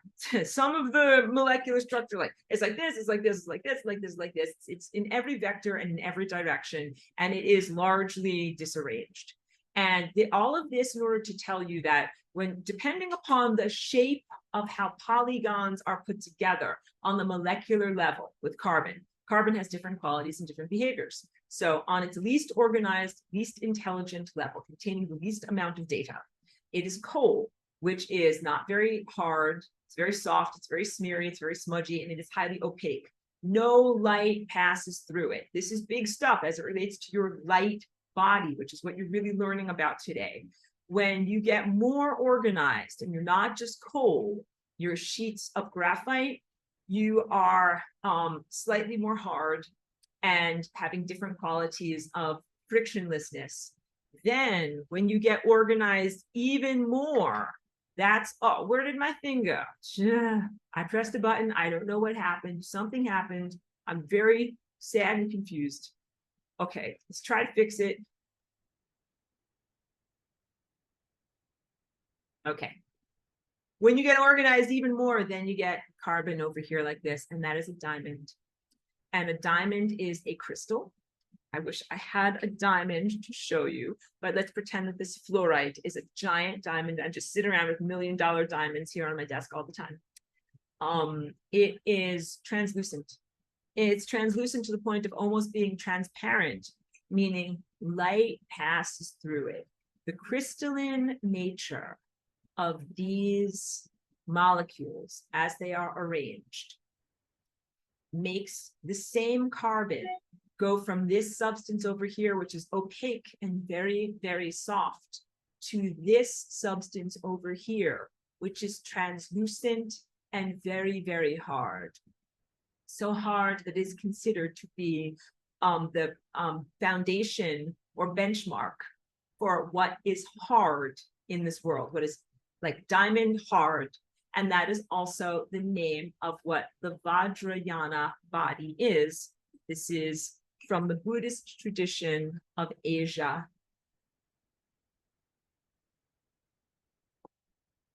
So Vajrayana means your diamond body. And the idea is that we are taking the ordinarily hexagonal structure of the carbon that is in our bodies and that is kind of disarranged and turning it into a perfect molecular matrix.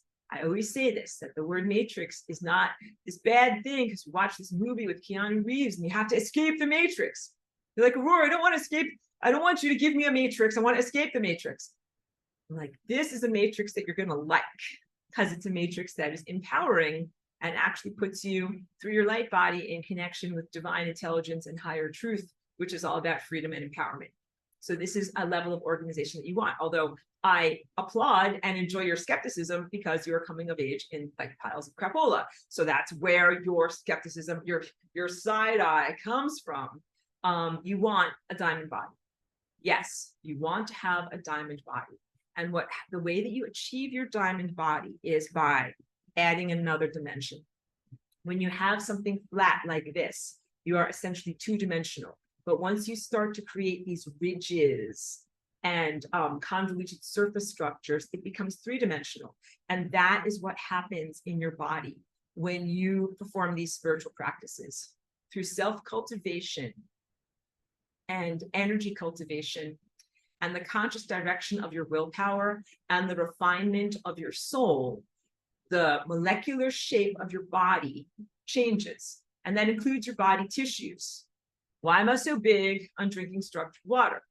Because when you drink structured water, the structured water adds to the crystalline nature or structure of your physicality presence as you are moving from less intelligent, less organized states of being in matter into a form of matter that is more intelligent and more highly structured. So water has structure. Water is not just some stupid thing like the coal that is all mushed together molecularly.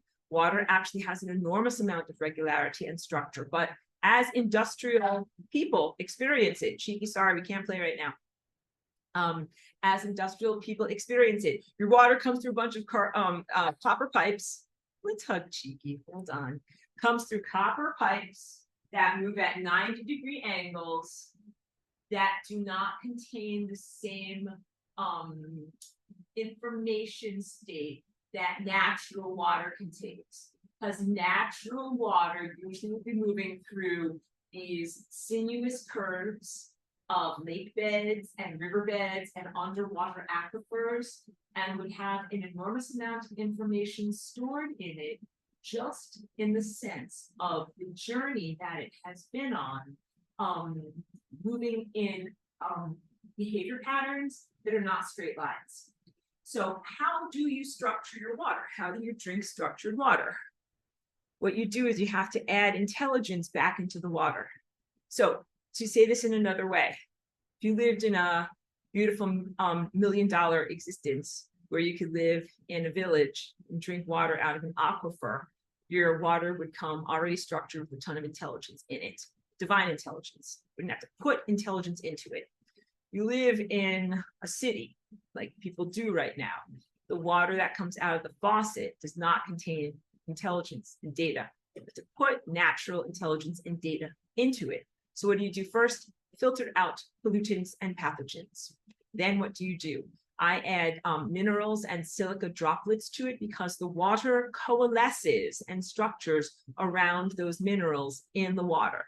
This is also known as the fourth state of water, a state of water that could be defined as somewhere between liquid and solid, something like a gel, but it is really a highly organized form of water, also sometimes known as EZ water, meaning exclusion zone water. And in exclusion zone water, you have a highly regular, organized arrangement of water molecules that coalesce around these little tiny minerals. And again, silica is an excellent mineral to use for this. And it's why I like the crystalline energy drops.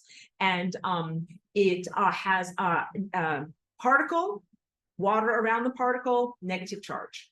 And you have this regularity of energy with positive and negative charges. That's what the exclusion zone is, so that your water molecules are organized. They are liquid, but they are organized. Okay, Cheeky, I love you. They are organized, but they are liquid, because usually everyone thinks a crystal is a solid, except for things that are liquid crystal displays, which are mostly what people stare at all day now. So you understand that crystals can be liquid and can contain information and share it with you. Water contains, in its proper state, divine information. Oh, Cheeky, we love you, but it's just not time to play right now. Plenty of time before it's time to go outside. And we had a good long walk this morning. The water contains information. So when you drink and ingest structured water, you contain greater levels of information. And that greater level of information brings you to greater levels of spiritual attainment and higher truth. Hold on. Structured water helping you to achieve that molecular change and transformation into being a star tetrahedron. Sorry for the barking cats. When you really envision this Merkaba around your body, you become the Merkaba. It is not something that is separate from you. It is a star tetrahedron shape that becomes interwoven around and interpenetrating through every single one of the cells of your body. And the water that is the intracellular cytoplasm, and the water that surrounds each one of the strands of your DNA. So each strand of your DNA in your nuclei is surrounded by structured water. And that structured water contains information that informs your DNA. And your DNA is a bridge of light between the physicality world and the world of pure potential or abstract ideals. So again, sorry for the barking. I had a whole conversation with Cheeky. All right, she's just doing her thing. The things that destructure the water in your body and are anti-ascension and anti-Christ, that's the millimeter wave, that's the poop crapola. That stuff tells lies to your cells. It disarranges the water of your, enough. Really enough. It disarranges the water of your cells. Really, Cheeky, enough.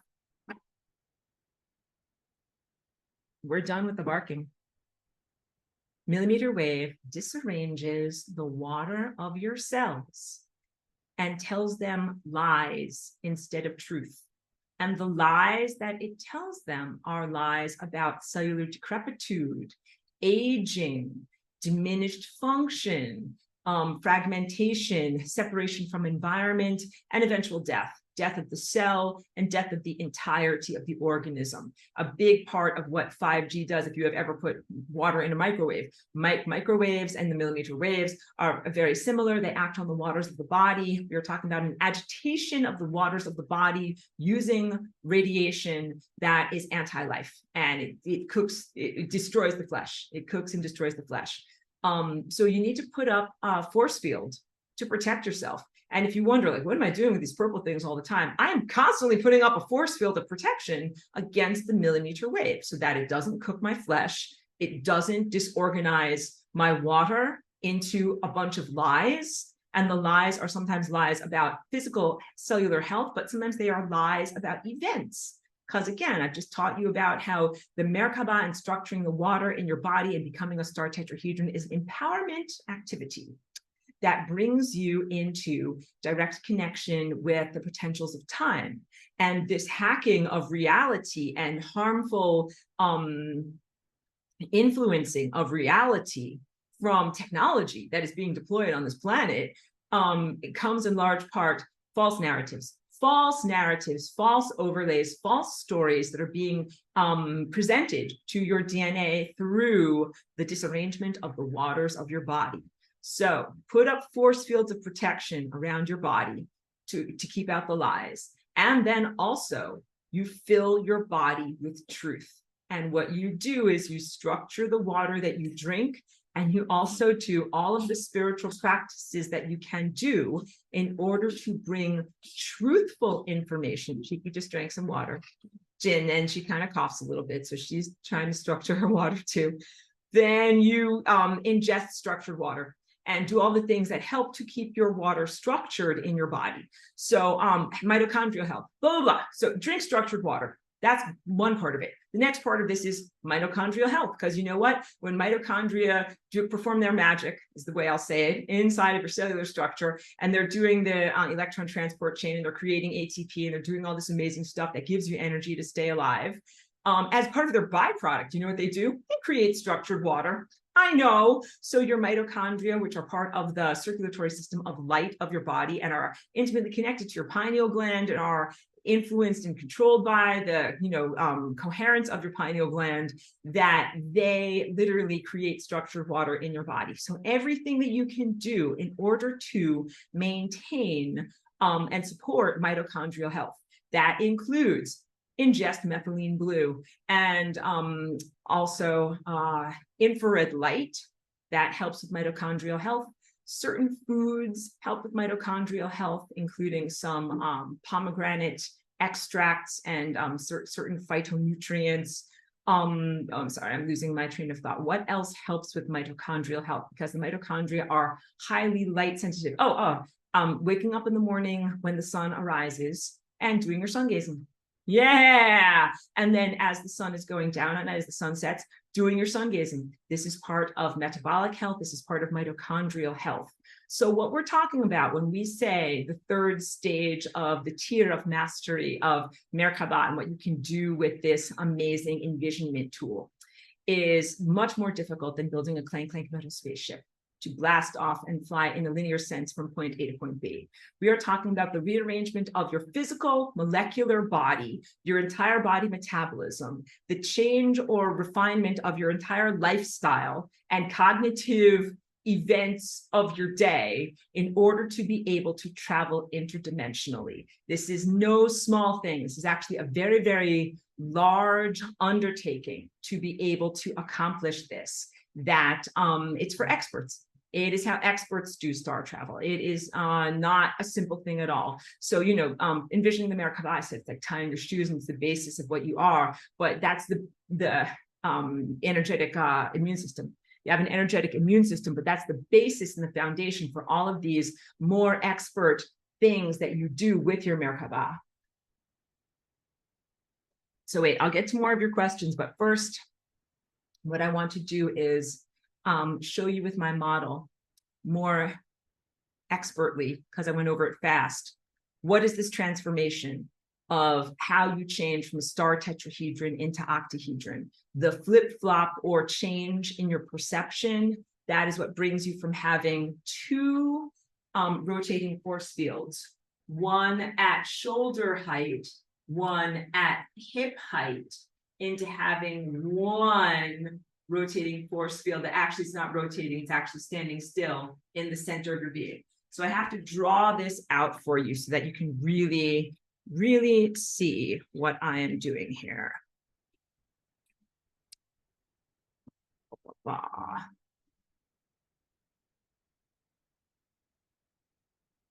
Let's use this one as the example. Okay. Also, just as a brief aside, star tetrahedron, like this is not, although it's often known as the Star of David, it's not only for Jewish people. This is not only for Jewish people. This is not only for Jewish people or Israeli people. So here you can see a forward-facing example of what the star tetrahedron is shaped like, all right? In order to turn it into an octahedron, I'm going to draw some extra lines. These two lines like this. And then these lines like this. And then this line like this, and this line like this. I will also tell you that in terms of the ongoing human control structure and the poop crapola, whatever organization, organism, individuals, entities, or non-being have created all of this poop crapola that you're fighting against in order for your basic levels of development, they or it or whatever it unbees hates the Merkaba. Me teaching you this right now is the most revolutionary thing I can possibly do, the best empowerment that I can possibly give to you. I am the biggest troublemaker for talking about this. My life would be so much easier and I would undergo many, many, many fewer energy attacks if I would just shut my mouth and not talk about this. That is how you know this is big stuff. This is the real strudel recipe, the real empowerment that makes it possible for you to genuinely not only transcend the evil control matrix, but to create your paradise state that you desire and that you deserve to experience and to inhabit. And everything that has been trying to reduce you and prevent you from experiencing that paradise state. So there, my subconscious just spoke. The parasites hate the Merkaba, and they hate me teaching about it, and they hate you knowing about it. That's how you can tell this is the real deal and it's deep stuff, okay? So that being said, the first thing that I'm going to show you here is we've drawn some of these extra lines, and then now I'm going to count sides because we still have the same number of sides. When we turn the star tetrahedron into an octahedron, the first thing you do is a change in your perception. So I'm not adding or taking away anything. I'm just changing your perception. Let's count how many sides there are. All right, just like on Sesame Street, count 1, 2, 3, 4 is in the back. And then we've got 5, 6, 7, 8 is in the back. 1, 2, 3, 4, 5, 6, 7, 8. Got it? That's exactly the same number of sides that we had before we turn this into an octahedron. Count out the sides. 1, 2, 3. Where's 4? 4. 5, 6, 7, 8. Because that's very hard to see on a two-dimensional drawing. Let me show you with my amazing, not cardboard, but styrofoam cutouts. My amazing styrofoam cutouts. Hold on 1 second. This is why I made these. Dun, dun, dun, dun, dun. Let's count. First of all, let's count. Because this is your molecular structure. We're not going to amputate anything. We're not going to add anything extra. You're going to take the stuff that you already have and rearrange it. Let's count. How many equilateral triangles do we have? 1, 2, 3, 4, 5, 6, 7, 8. Let's fold them up into a star tetrahedron shape. Here is one tetrahedron. Here is the other tetrahedron. 2 equilateral pyramids, and then they're going to intersect like this, okay? What do we do in order to turn this into an octahedron? The first thing we do is this gets transformed into one of these square-based pyramids. I rearranged what you had. I did not add or subtract. You now have 4 bases and a square base. I'm going to do that on this one too. You now have 4 bases and a square base. And then these guys go base to base like this, creating the octahedron shape. This is what you are doing in this 3rd level of mastery that allows you to travel interdimensionally. What does that look and feel like in terms of getting up to speed in order to be able to do that? Because this is not the same type of thing as having an upward-facing envisionment, a downward-facing envisionment, or any kind of thing like that. It's very, very different. When you start to get to these levels of what the Merkaba is, you are working in pure non-verbal, pure insight-based energy work. So, a lot of the stuff up until this point has been on the anthropomorphic level. You're like, I want ice cream, and I'm going to talk to the cosmos and ask for ice cream. But when you start to travel interdimensionally, you are not a verbal participant. You're not going to say, like, go to the store or go to another planet or anything like that. It's a very, very different level of experience. So what you would do when you get up to that level of experience is you get one of your pyramids is rotating around shoulder level. One of your pyramids is rotating around hip level. And then, like I said, you have these two levels. Let me get the video. It's just going to be a lot easier. Hold on. I should have done this before class.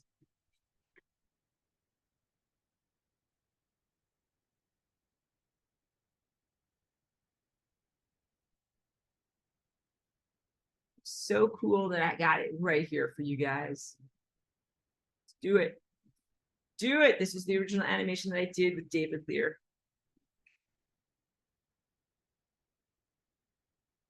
Okay, let's start off with just the beginning. Envisioning you and envisioning your upward facing pyramid. Sorry, Cheeky, can't play right now. Then going into spinning that pyramid, even though I do them both static and then start them spinning. Now you've got your downward facing pyramid and your upward facing pyramid. Now you start to envision them spinning. Let's do this part. All right, because as these two start to spin, now you'll see what I'm talking about when I say you have this level here where my cursor is wiggling at shoulder height, this level here where my cursor is wiggling at hip height. And you know you're up to speed when you feel this column of light that goes from the downward facing vertex to the upward facing vertex, column of light that goes right up through your spine. That is when you know you are up to speed. So that would be like press run, my program is running, and communication. But when you are going to travel interdimensionally, here's the interdimensional hop. You're gonna get even faster.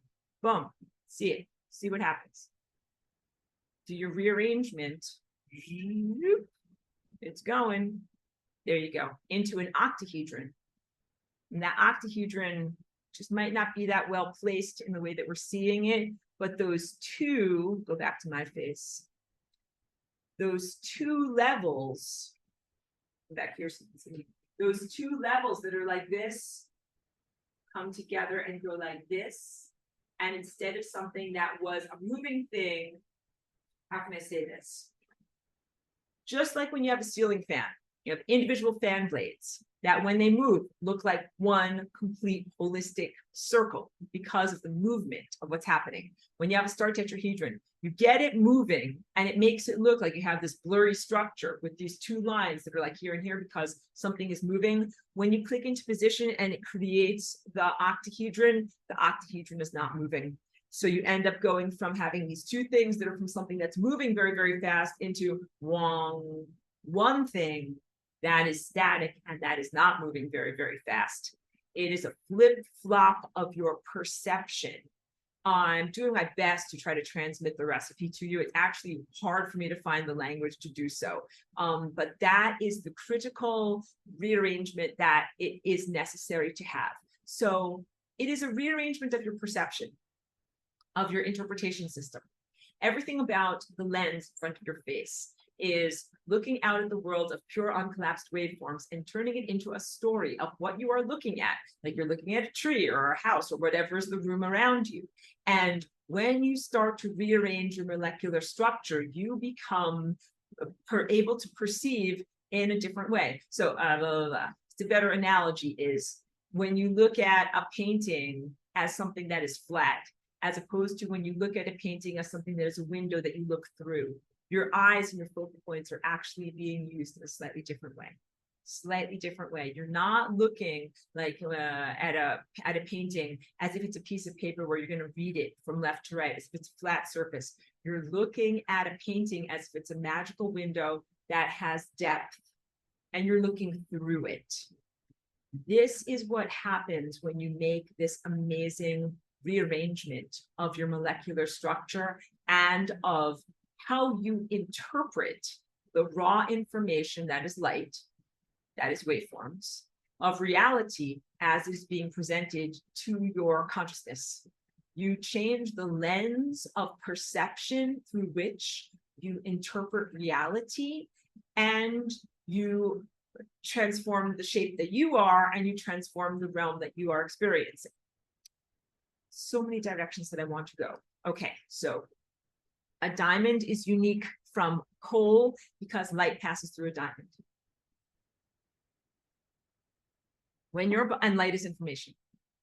When your body is disarranged and analogous to coal, light does not easily pass through and circulate through your body. So you have a circulatory system that is your circulatory system of light. That's similar to your circulatory system of blood. Circulatory system of blood brings oxygen and nutrients to all of the cells, even if they don't come in direct contact with the atmosphere. So it's not just like your skin touches the atmosphere, therefore your skin gets to breathe, but everything that's inside, like your liver and your stomach, no oxygen for them. No, they all need oxygen. How do they get it? They get it through your blood. Every part of your body needs light. Light that is information, that is data, that is pure intelligence and divine awareness. You're like, well, okay, my eyes get light, my skin gets light, but every part of you needs light. You have a circulatory system of light that has been largely defunct in humanity, genetically modified and squashed and tormented so that it's not functional. And then now, in this present difficulty that you face, even worse, truly, as I make fun of it, but yeah, even worse. Even greater levels of impediment to light, which is information, and divine intelligence flowing effectively throughout your body in cell-to-cell communication. So we're talking about the proper functioning of your pineal gland, which acts like a wireless antenna that talks to your mitochondria, talks to your DNA, and sends out light information that nourishes and guides every single part of your body. And when you are transparent or translucent, light flows through you. So if you look through this crystal, it's translucent. You can kind of see stuff behind it. Light flows through it. It is not totally opaque, as opposed to like this shungite mug is totally opaque. You can't see anything through it. You go from being physical matter, that is this opaque, disarranged substance, into being a light being that is translucent. Light flows through you. You have a circulatory system of light. And that light, information, data, intelligence flows through you, gets to all of the parts that it needs to get to, and nourishes all of those parts. This is what it is to be a sun gazer.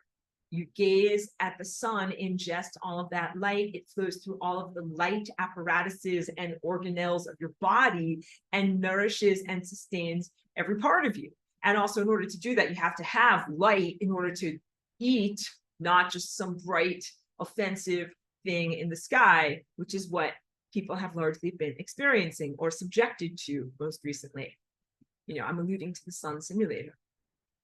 Now, when I go back to this lovely graph, there's something I didn't talk about, which is this guy down here. It's called a carbon nanotubule. This, I talked about this 10 years ago, rather innocently, it is also graphene oxide, the shape of the nano wetware that has been perpetrated upon humanity and really the entire biosphere that is here in our world. It is not naturally occurring.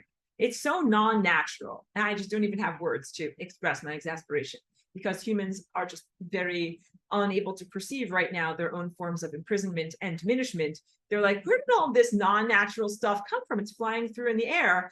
Oh, I guess it's part of global warming. I'll build a factory to filter it out of the air and then make stuff out of it. Literally, this is what humans are doing.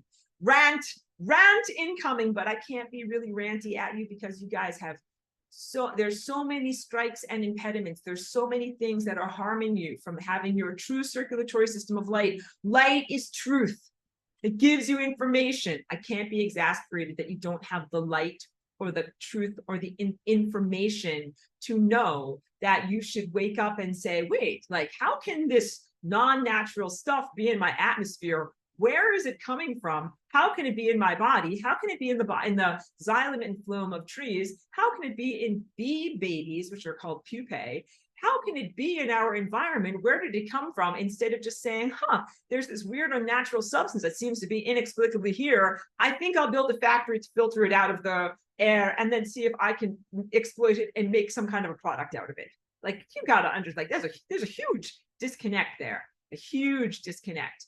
But carbon nanotubules, this is what is the antenna, artificial antenna that is nano wetware. Nano meaning that it straddles the definition or the threshold of what the human senses can define as either matter or pure energy. That's the nano realm. It's something that is so small that it's barely able to be defined as material stuff, and almost is defined as energy, thought form, potentiality, like getting to the quantum level. Got it? That's that stuff. And that stuff is not natural. And what has happened is it has assembled itself. So when I talk about wetware, we're talking about self-assembling through the process of Tesla-phoresis. And Tesla-phoresis is what humans have described as the way of these particles arranging themselves within a non-natural energy field. So there's natural energy field that is from your planet and from the sun and from the stars. And your material should arrange itself. You should arrange the material of your body according to those natural energy fields. And that is largely what structured water is. Water becoming arranged in its liquid form according to natural energy fields, natural intelligence. Then there are non-natural energy fields, such as the millimeter wave. And it causes this particular form of matter to come into being. These are lies. These are lies. But I want to give you an empowerment teaching, not just talk about this stuff. So here's big stuff, then the empowerment teaching. This stuff transmits electricity. This stuff assembles itself in the presence of an electrical field, such as the millimeter wave and Bluetooth and all of those telecommunication grids, and it transmits energy as an alternative circulatory system, an alternative neurology, and even an alternative fascia system that has invaded the biosphere, specifically your own body. This is why you're coming of age in such a difficult time, trying to activate your pineal gland and activate your natural circulatory system of light. And there's all of this. This is doo-doo. This is doo-doo. You do not want this inside of you. So one of the great empowerment teachings is to recognize that the molecules that this is made of, like this is one individual carbon molecule over here. These are all these hexagonal molecules, and they're essentially carbon. The carbon is being told to behave in a certain way that is non-natural in the presence of a force field that is non-natural and is creating these non-natural systems within your body that's called wetware. But the basic building blocks and elements of it are something that belongs to nature and is I would say, divine. So these are derivations of the divine. So the big empowerment teaching, once you recognize that, because I was literally just thinking about this last night as I was going over my notes, thinking about this. I'm like, okay, like technically that's just carbon. That's just carbon. If you took apart those puzzle pieces in your body, you would just have carbon. Like you have all of these different things to make the carbon nanotubules that are gridded together in very particular formations that are not naturally occurring. But if you broke those bonds, then all you would have is a bunch of carbon in your body. And that's already what you have. So what you're trying to do in your spiritual attainment is rearrange the carbon in your body into being these perfect tetrahedron diamond shapes and achieve translucence, circulatory system of light, be a part of the world of light. And what this antithesis, antichrist thing is doing is creating these carbon nanotubules that don't just carry electrical signal, they carry electrical signal, but what they have done is misappropriate access to your biofield, which is also your Merkaba, your reality creation force field and energetic immune system around your body has been misappropriated and hijacked and is being used to send signals on an unnatural computer system.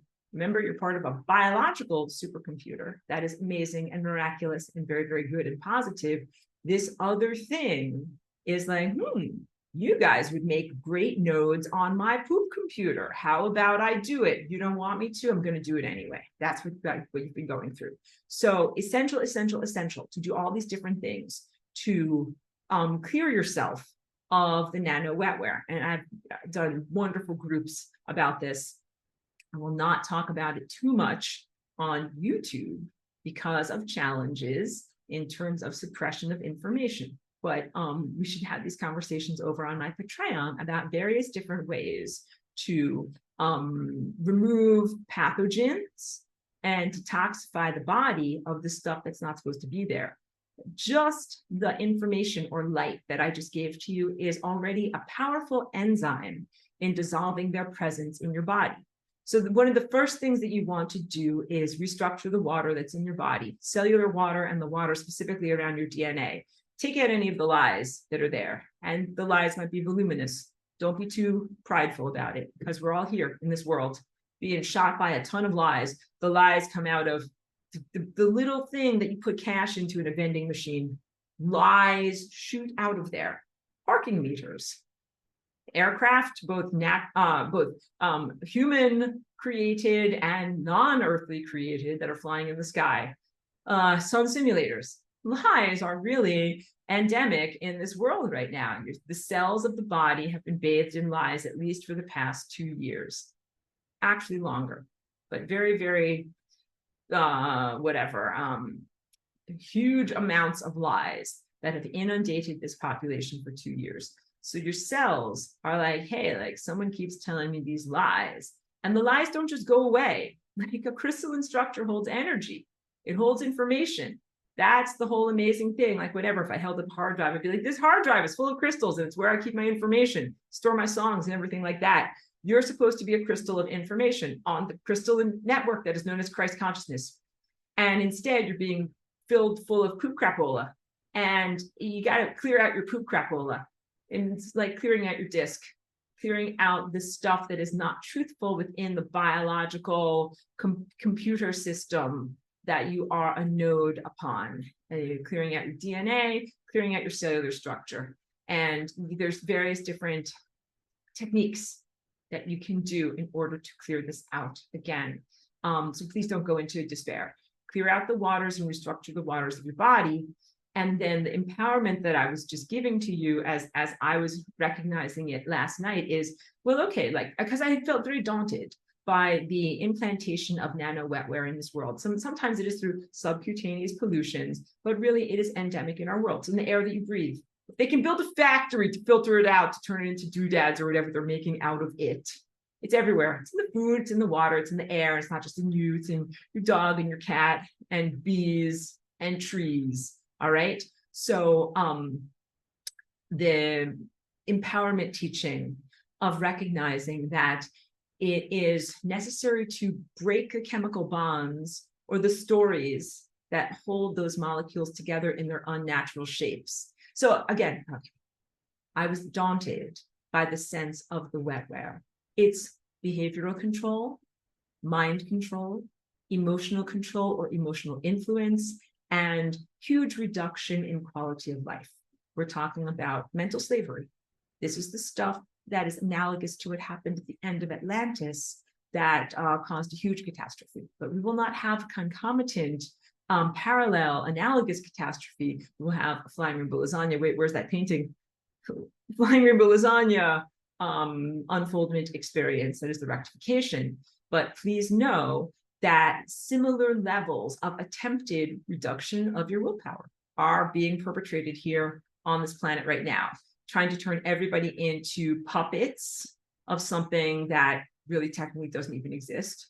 And also to diminish your true seeing, your true perception, your ability to see and know and think, because you can turn someone into a 100% zombie, controlled puppet. Or what you can do is you can let them have some self-control, but just limit what you expose them to in terms of the amount of information. Like if I only tell you the only flavor of ice cream that exists is vanilla ice cream, you think, okay, I'll choose vanilla ice cream. Like you still have some willpower and volition, you just don't have total information because you are being extremely limited. This is literally what Project Bluebeam is. Project Bluebeam is a hijacking of the retinas, optic nerve, and optical processing centers of your brain so that you cannot see and know the truth of the world that is around you. You're literally seeing an edited version of the world, edited by technology, edited by an agenda that is incredibly unsavory and anti-life.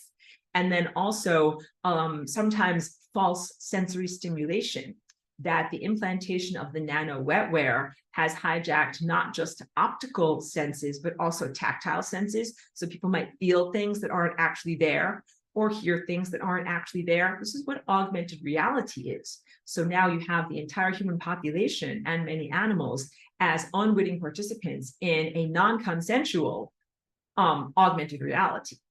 You're still in a biological realm, still in a biological bodysuit, but there's this other false stuff, these carbon nanotubules that have been placed inside of you that make you think and feel things that aren't really there. A hallucinatory realm, an illusory realm, a realm of false light. Dangerous stuff, because while all of that stuff is going on, you're not perceiving real reality. You're not fighting against the real adversary. And an illusion, you can have a very happy illusion in front of your eyes until the day you jump off a cliff. You know what I mean? Like everything is great, everything's great, everything's you know, like you think everything is great, everything is not great. You're being led to your doom while thinking that everything is great. And this is what I have what I fought against for 2 years, but what I have warned about in terms of false ascension and the 5D smoothie shop. These are happy illusions that have been placed in front of the perceptions of many spiritual seekers so that it doesn't just waylay you on your journey of self-remembrance and self-empowerment and God self, but, you know, really leads you into destructive levels over a cliff, all the while feeling great, all the while thinking like, I'm ascended, everything's great, everything is amazing, everything's this. And because it can hijack emotional centers, it can hijack the pleasure centers.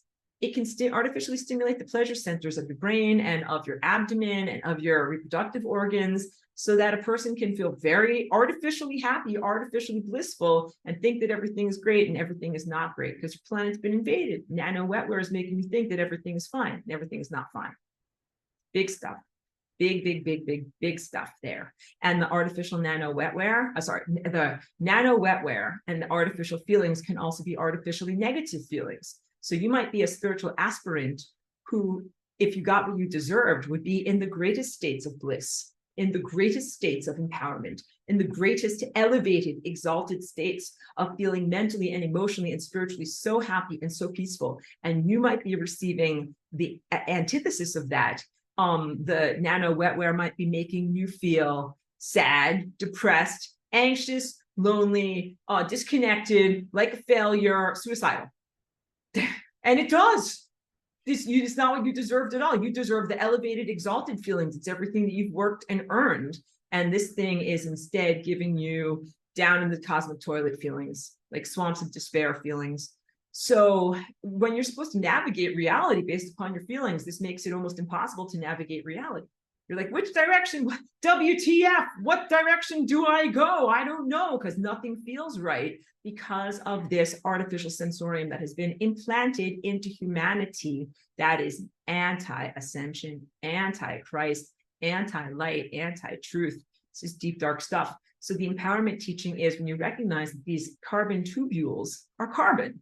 They are carbon that has been artificially knitted together in the presence of a field of lies. But all you have to do is, this is as your pineal gland awakens, break those bonds.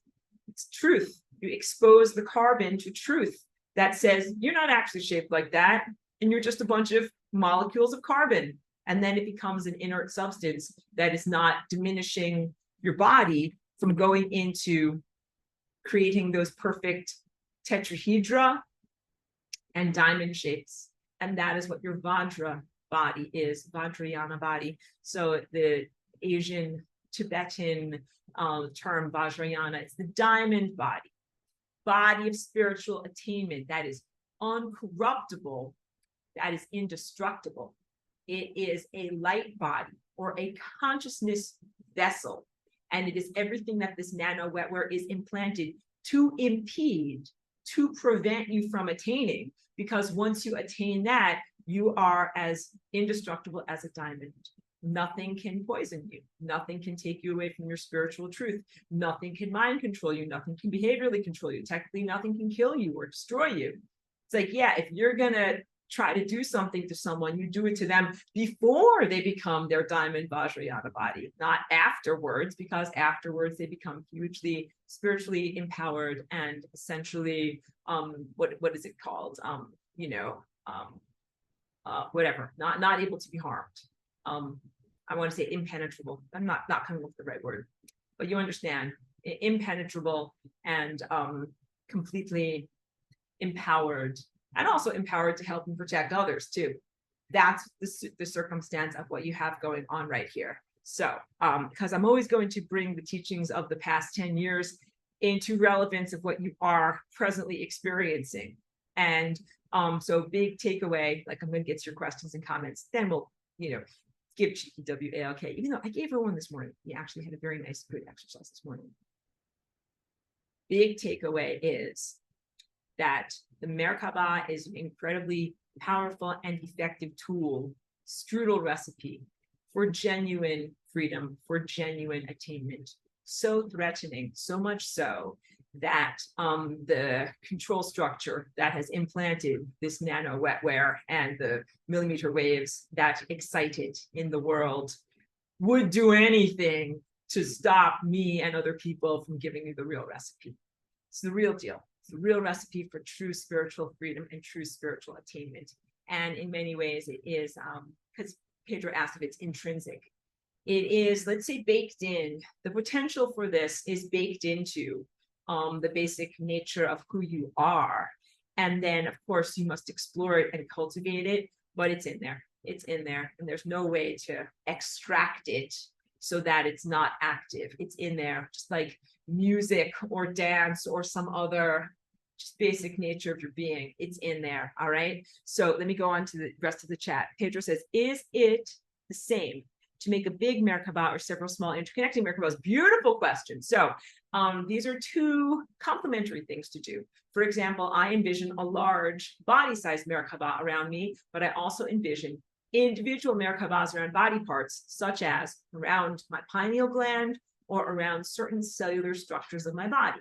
So if you looked at my body on a Merkaba level, you would see an incredibly complex snowflake-like design that has snowflakes within snowflakes, interpenetrating with smaller snowflakes that have even larger snowflakes. Very, very big complexities there. So you, I would say, like it's having a paintbrush. So you have a big paintbrush for painting big areas. You have a tiny paintbrush for painting tiny areas.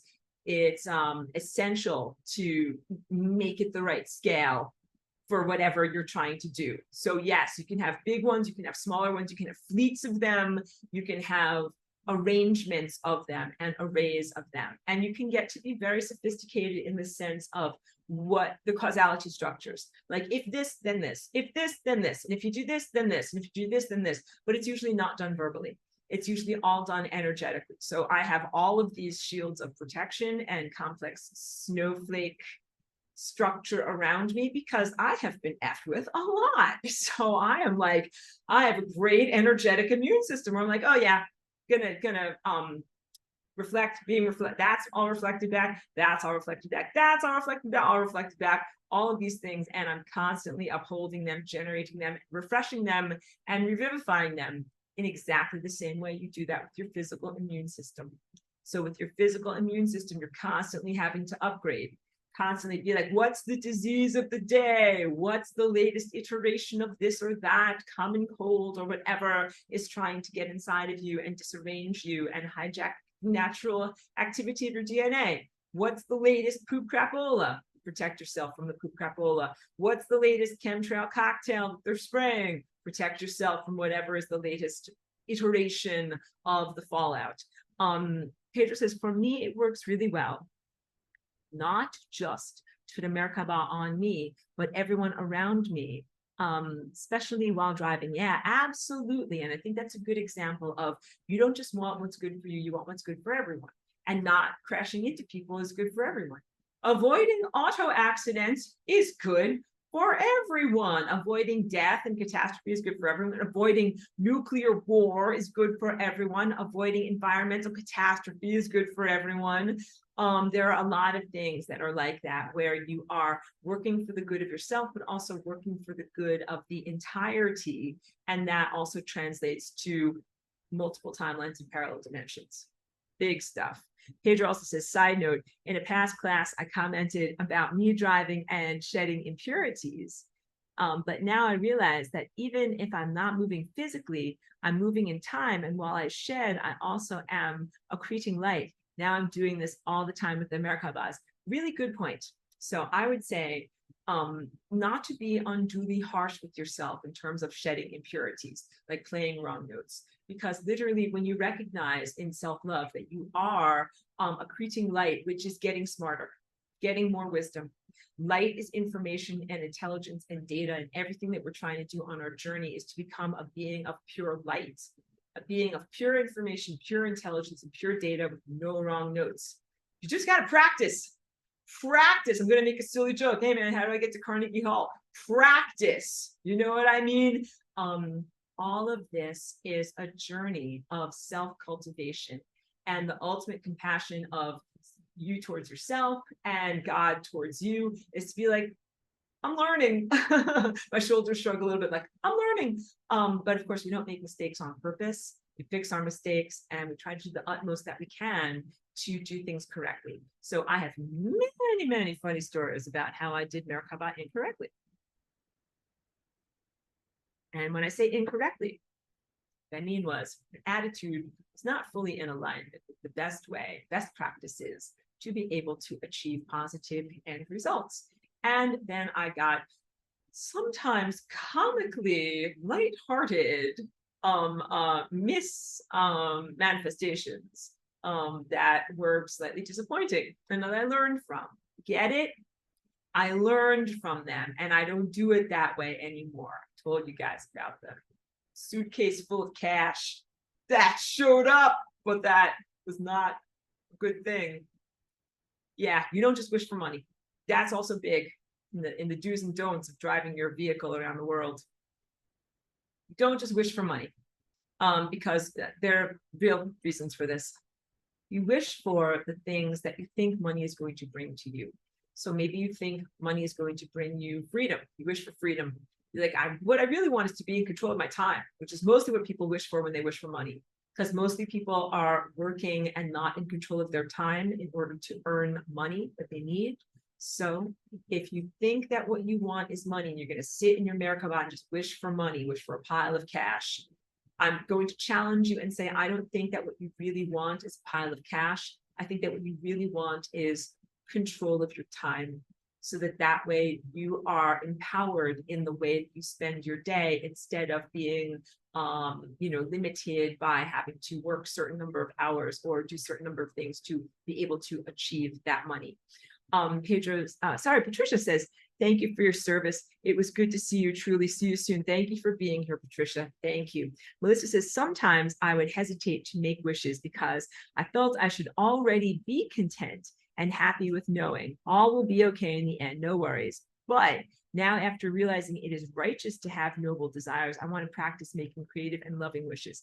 I love you very much and think that it's a very beautiful generosity that you've been like not wanting to make wishes, not wanting to be too asky, in the relationship that you have with the cosmos.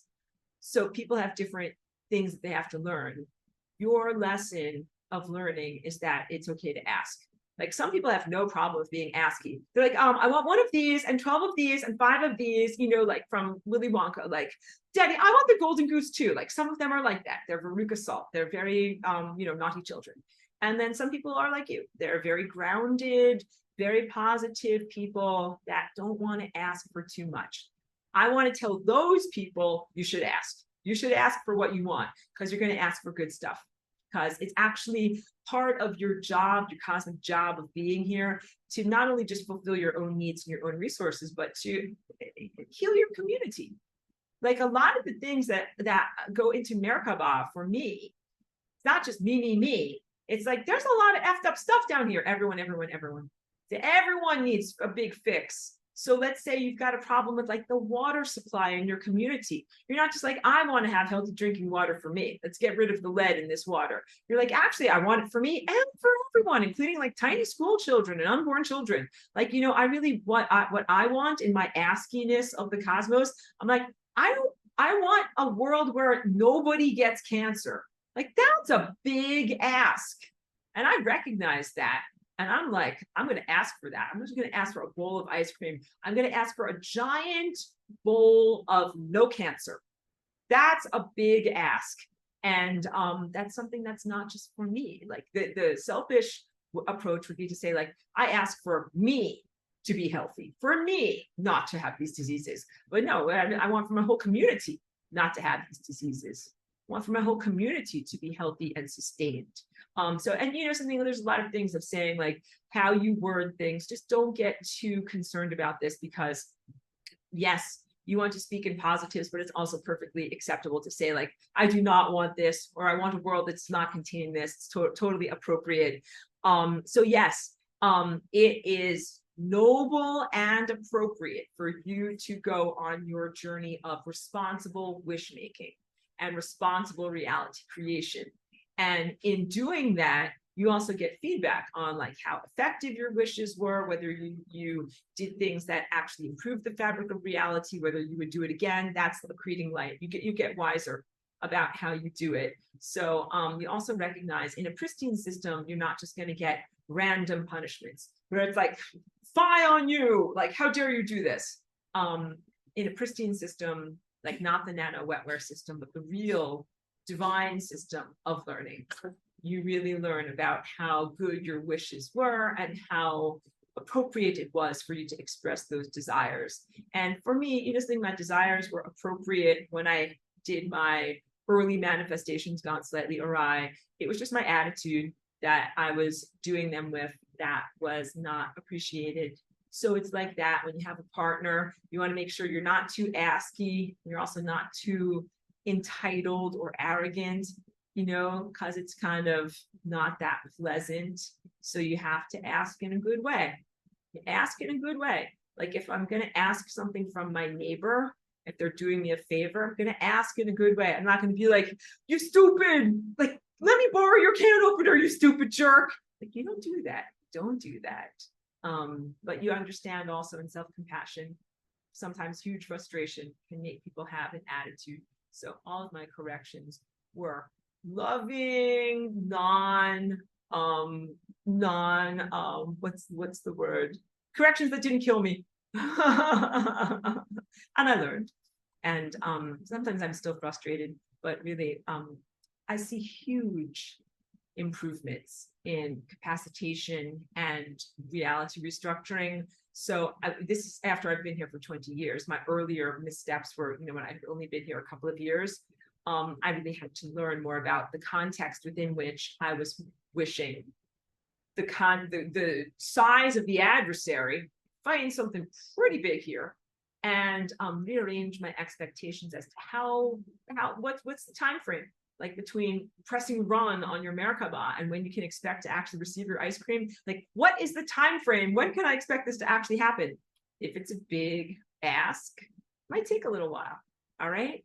So just try to be patient in knowing that that program is running and that it is having this positive influence on reality. It's just sometimes it takes a big transformation. So the example that I use when I talk with people is that I'm like, Peking duck. Like when you go to a restaurant, like if you don't order ahead, like you have to give them 24 hours notice. You go to a restaurant and you're like, I'll have the Peking duck, please. They're like, come back tomorrow, because it literally will take us a whole day to prepare that meal for you. It's a big banquet meal. It's not just like a fast peanut butter and jelly sandwich that you can just whip up in the kitchen. So if you're doing something that's a big ask, like I would like to ask for a world where cancer literally does not exist in anybody's life, that's like Peking duck. Can't just expect like instant Peking duck. It's going to take a little while. So you just, in your attitude, rearrange your expectations to know that it will happen, it is happening, it's something rather large, and that it will be absolutely magnificent. It will be a banquet when you have it. If you've ever had Peking duck, it's quite amazing. Adam says, I've definitely gotten some zaps with the spinning Merkaba for protection. Good for you. So yeah, I do Merkaba all the time as just a natural part of my protective force field, because also I take a lot of flack. I don't know what other people's life experience is like, if you have a more peaceful experience, but since I've been here as Aurora, and definitely within the past 2 or 3 years, I have been extremely embattled. So I have always had to be really on it with having a very strong force field of protection. And then also, I am hugely protective of others. So as I protect myself and capacitate myself in the clearing of my waters and removal of nano wetware, I do that same activity for those around me, both locally and non-locally, like those in my community and those that might be hundreds of miles away, because some people might not be able to do it for themselves. If you are capacitated, it is totally appropriate for you to use your protective capacitation to protect others, those who are either new, young, weak, immature, incapacitated, whatever is going on with them. If they can't protect themselves, you can protect them. That's a big thing, because I don't want you to think that you have to get explicit consent. Like, can I receive explicit consent to please protect you from these horrible monsters or difficult, life circumstances that are trying to kill you? Yeah, you don't need to have explicit written consent. It is absolutely your mandate. I want to say duty, but let's say cosmic mandate, when you become capacitated to use your powers to help and protect others. And that is literally reciprocal. That's reciprocity in life. That is not going against boundaries or trying to control someone else's behavior. You got it? It's totally appropriate to use your powers of manifestation, reality creation, reality generation, and co-creation to protect others, including protect the entire planet. You can protect the planet, you can protect the sun, you can protect the stars, the stellar network, photons, life itself, and God. And that's a big one. I'm going to get to more of your questions over here, but I'll just say this. Many people look at God as like this thing, like we rely upon it like the sun shall rise, the sun shall set, the sun is big and giant. And in comparison to us, like, the sun is just so big, like kind of taking it for granted. And I think that the sun is a vulnerable creature, and that God is also similarly a phenomenon and a miracle and a vulnerable creature.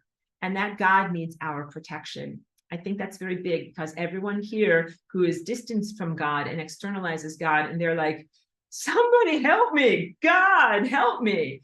And I think that in many ways, we are on this journey of self-capacitation to help God. That instead of looking at God as this inevitability, I mean, God is this inevitability, and it is unshakable, and it is inevitable, and it is unkillable. But also it is all of those things because of the efforts that we make to protect it and to vivify it, keep it alive, to protect and nourish God. It's totally appropriate to put a Merkaba of protection around God and to protect and nourish God, and for it not to be a unidirectional relationship, for the reciprocity to flow, because many people think of themselves as like, who am I? Like, I'm just this tiny person shrugging my shoulders into my ears and I'm nothing. And no. Put your shoulders down, put your spine up. You are actually something that is important and powerful, and that you are, again, mandated to help and protect and expend your energy on protecting life. How about time? How about the time field itself? You're like, I'm just this tiny thing that flows through time, and time is so big and it's so inevitable. It's like, no, time is actually a vulnerable, a magical, miraculous phenomenon that we need to protect. To different framing and contextualization of who you are and what you're here for. But I don't want to put a giant burden on you. Like, you can begin with your beginner's exercises. You can begin with learning to tie your shoes. You can begin with protecting yourself. You can begin with protecting your dog or your cat. All right. But you do it, and then you accrete light, and your muscles get stronger. You get stronger by doing. I think that's another one of the big sharings that I have to bring to you here is Don't wait until some perceived moment when you're finally big enough, tall enough, old enough, strong enough, or whatever enough to be able to do something.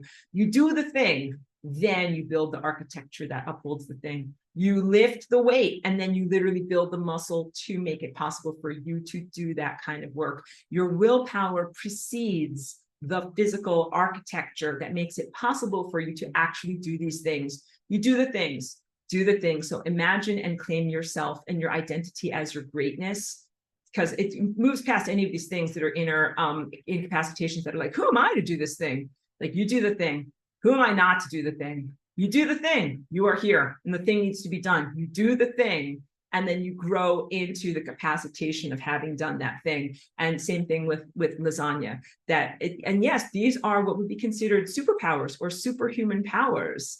And it's essential for you to, grow into them, to claim them as your identity, that is who and what you really are, not the definition of what the control structure would like to define you as, which as a nothing, a nobody, a victim, or baby in a high chair, infantilized. Have somebody else do it. Have one of the adults do it. Melissa says, hard to go outside anymore. Too many mosquitoes. You're not the only person who's talked about mosquitoes and wondering whether they might be artificial or weaponized or something like that. And Joyce gave me the word invincible. Thank you. My brain doesn't always work effectively with words. Yeah, things that make you invincible. So, so much more that I could share with you about this topic. But I will also say, I'm going to wrap it up soon. Opening the floor Q&A, more questions or comments. I always include the Merkaba in my flying rainbow lasagna practices. These are two separate but complementary energetic techniques. So like when I do my dance movement group on Tuesdays, I put a Merkaba around our whole group. Because I'm like, you know what, everyone, we're all flying together. We have our individual lives and our individual projects that we are manifesting, and also our lives touch upon one another.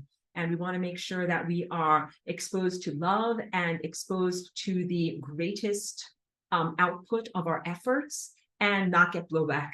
Blowback means unintended consequences and bad crapola because you tried to do good stuff.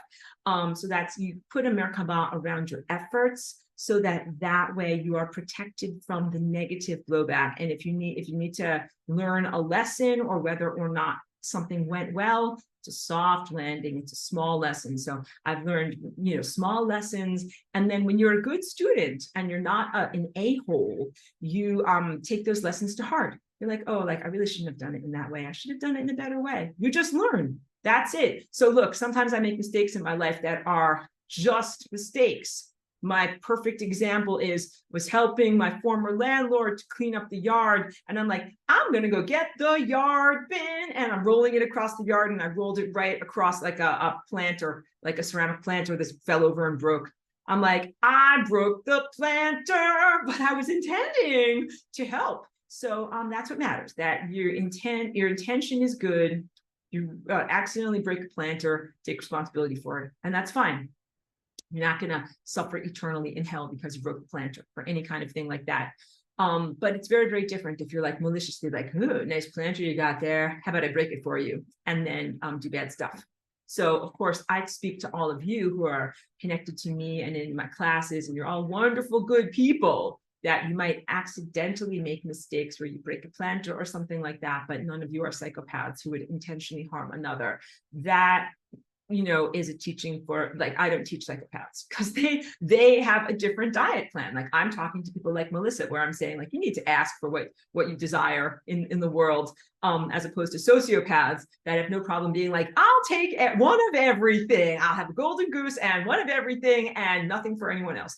They need a different diet plan. They need a diet to reduce and to gain some compassion. But the people that I'm connected to here, you are all very wonderful people. I'm very, very pleased and grateful for the quality and the caliber of the people that I connect with, because I know, like, if I'm giving Aurora's Merkaba driving school and you're new drivers, and I'm telling you, like, these are the value system, like, this is how you drive your car, this is what you do. I know that you're going to do it the right way. I know that you're going to take these lessons to heart and genuinely try to do the right thing. And then, of course, there will be life lessons along the way where you're like, oh, I thought I was doing the right thing, like Aurora, but I broke the planter, and you fix it. You fix it. And also admitting to mistakes and apologizing goes a huge amount towards fixing it. And then also, you don't repeat the same mistake. That real apologies mean that you take responsibility for what you've done, and also you do not repeat the same mistake twice. So, in the early times of my Merkaba manifestation, and I was acting out of frustration, and if I was imagining money or something like that, I did not make the same mistake twice. And so you continue forward with integrity, and in a way that is honorable, because I'm telling you this also, it's all on display. There's nothing secret. So it's not like you can be like, I'll do a secret Merkaba and no one will know about all of my greedy nonsense and bad stuff. Like, no, actually, it's all on display. Everything. Imagine, like, whatever. Imagine a world where nobody ever wears any clothes and everybody walks around naked. It's like, there's no way to hide anything. It's gonna show. Whatever you got going on, it's gonna show. Yeah. So, of course, you would try to do things that build your light body, so that way you are proud of the things that you do. Act with your light body and your intentions as if it's on public display, because it pretty much is, to the highest dimensions. All right. That everything that you're feeling, and also, and don't hate yourself. Don't be in shame. Never be in shame, because you know what, if I'll use myself as an example. I am not ashamed that 20 years ago I was literally a starving artist, and I'm like, I want to Merkaba some money. I think you can all relate. You know what I mean? I was very, very limited and frustrated, and I love who I was, and I'm not in shame. But I also learned, like, you do not Merkaba like that. That is not how you do it. It's just not how you do it. And when I look at myself and my life now, like, I feel very blessed. I practice gratitude for what I receive. I live in abundance, not a giant castle, but what I have is worth $1 million to me. This is completely just my reframing and recontextualization of my life experience, away from the immaturities, the frustrations that came out of my immaturities, which again just shows growth. Like, and like, when you're 5 years old, you're like, I want the lollipop now. You don't really know about having to wait. But when you have more maturity, you're like, oh, like, I will get the lollipop. I just need to wait. And you will. And you will. And I'm telling you guys, we're going to have a world without cancer, too. It's going to be magnificent. Pedro says, Merkabas to all and love lasagna. Merkabas received. Thank you, Pedro. Thank you, Oz, for your creativity and positive enthusiasm in the class. And says, when I said that I shed impurities, I meant wetware and crapola. Forgive me for misinterpreting at all. Yeah. The impurities, it's like you're in a world where everyone's full of parasites. Cannot harm yourself or judge yourself harshly on that at all. I don't know about you. Everyone that's in my circle is doing everything they can to remain pure in an impure world. So just know that. Yeah, it's true. So, I mean, let me speak to this. Why is the wetware here? Because the wetware and the thing that is unbeing that really has, brought it into interactivity with humanity, it doesn't have its own natural creative capacity. Whether we're talking about putis, or whether we're talking about an AI, or whether we're talking about a non-being state, it does not have creative capacity. So it's like, hey kid, nice creative capacity you got there. It'd be a real shame if somebody built an artificial neurology, stuck it inside of you, and used it to hijack your observership. Yeah, and that's pretty much what they've been trying to do, or what it's been trying to do. So this is the battle royale for your willpower and for your sovereignty and for your soul and for your self-direction, so that your creative capacity stays with you. This is also when you got your Merkaba. I'm like, here's the keys to your car. Fantastic. Whatever. It's like a cool muscle car or whatever. It's red, it's shiny, it looks great. And it's an amazing thing that is for you. It's not for some planetary invader to use. It's your car, your reality shaping and transportation vehicle. And there are many unhealthy things that don't actually exist. They're like, oh, I'd love to have a car like that. If only I could make a bunch of bad stuff happen. And you have the car because you're not going to make a bunch of bad stuff happen. And that's it. And this goes back all the way to ancient Atlantis. Why did we have cars and the invaders not have cars? Because we are good people who are going to make good stuff happen. And they are bad people who are going to make bad SHIT happen. And when I say that, it's like, we're speaking in vernacular and I'm going to misinterpret it as duality. So don't go into that. You know that I'm being facetious and rather lighthearted. Battle of your soul to be able to manifest what you want to with your willpower and not allow your willpower and your generative force field to be hijacked or even influenced by something else. It's the battle of your soul. So be super loving and compassionate. Know that you have the support and recognition of the cosmos in this battle. And Lisa, thank you for being here. Says, thank you for everything, Flying Rainbow Lasagna. Light, flip the frequency switch of unity consciousness on. So pleased to be connected to you and so pleased that you are, ingesting my work. You're eating the lasagna and that it's been uplifting you so much. Charlie B says, LOL, it's all on display. That's like the internet. Absolutely nothing is secret, even though you might pretend it's a secret. I think that's perfect analogy. Yes. Don't write something in an email or in a text unless you really want that to be immortalized, written in an email or in a text, because it's going to be there. So yeah, just recognize that. I know, and I'm sure that there's a lot of naughty things that a lot of naughty people have done that's written emails and texts that will be known about. Melissa says, love you all. We'll watch the rest tomorrow. Many Merkaba wishes towards us all. Absolutely. In fact, I include you in my daily Merkabas and protections, and also clearings of the waters, clearings of your cell membranes, clearings of the fascia of your bodies. And when I do this, I am super responsible. I clear out people's lies, and then I allow them to have their divine connection. I don't put in what I think is best for them or the music or the notes that I think they should play. I just clear out the stuff that's lies so that people can regain their divine connection and have their relationship with God and have their relationship with their divine self and figure out their identity and figure out who they are and what they want to make and what they want to say. So it would be a power abuse if I cleared out the lies. If I was like, you're full of lies and parasites, clear it all out. And then how about I put this into you? Can't do that. Can't do that. We do not drive our Merkaba like that.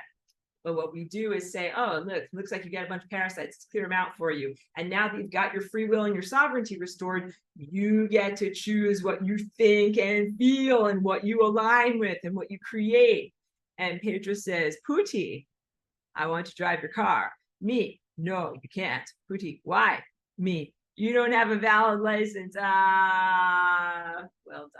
Well done. And the humor is definitely required because this could be daunting, could be dark stuff. And so our humor and lightheartedness is not a sign of the bliss of an idiot, but is a sign of strength in face of, great levels of adversity.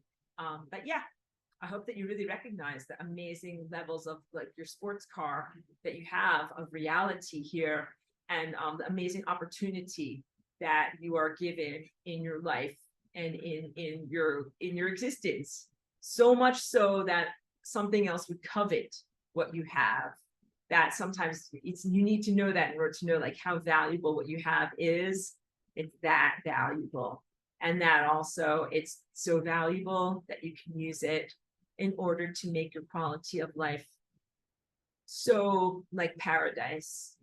And that's also part of what your mandate is in being here. When we talk about reality creation and manifestation, I think really when people want to have money or a vacation or a lover or whatever it is, I think what they really want is paradise. They're looking for that sense of fulfillment. But paradise is this state that is a totality state where everything is resolved. Everything is where it's supposed to be, and nobody is suffering, and everything is orderly and in its right place. That's the biggest Peking duck there is. So it's just been taking a couple of decades of concerted effort for the manifestation of the giant paradise state Peking duck banquet that we can possibly have. But please know that that is what's on the menu. Please know that paradise is literally what's on the menu. That is what flying rainbow lasagna is. The stuff that is supposed to be energized and in a purely eternal state is in a purely eternal state. And the stuff that's not supposed to exist is busy, non-existing. That is paradise. Peking duck. In the oven. It's going. It's happening. Have a breadstick. Got to wait a little while longer. Have an appetizer. I'm being silly just to, keep it fun. So, guys, I think I have to wrap it up. Cheeky was very insistent before, but now we're going to take her out for a walk and do something fun for her. Thank you so much. I really mean it when I say it. I am so pleased because I know that I'm connected to the best people in this class, and my Patreon, YouTube comments prove it. Everybody here is very genuine, authentic, a real soul warrior, a true seeker of attainment, and people that have the best intentions and the best value system. And you are spiritual athletes that are here to become stronger, build yourself, serve God, serve the community. I'm proud of you, and I'm very proud of this group that we exist, that we are here doing this work. And even to those that I'm not directly connected to that might never see this video, but that are still here with this intention, with this positive self-cultivation, huge amount of recognition flows to all of us that are here that are doing this, and a huge amount of encouragement continues to flow in order to keep going on the journey, because I know that it can be wearying sometimes. So if there's any more questions, comments, or anything good like that, P.S.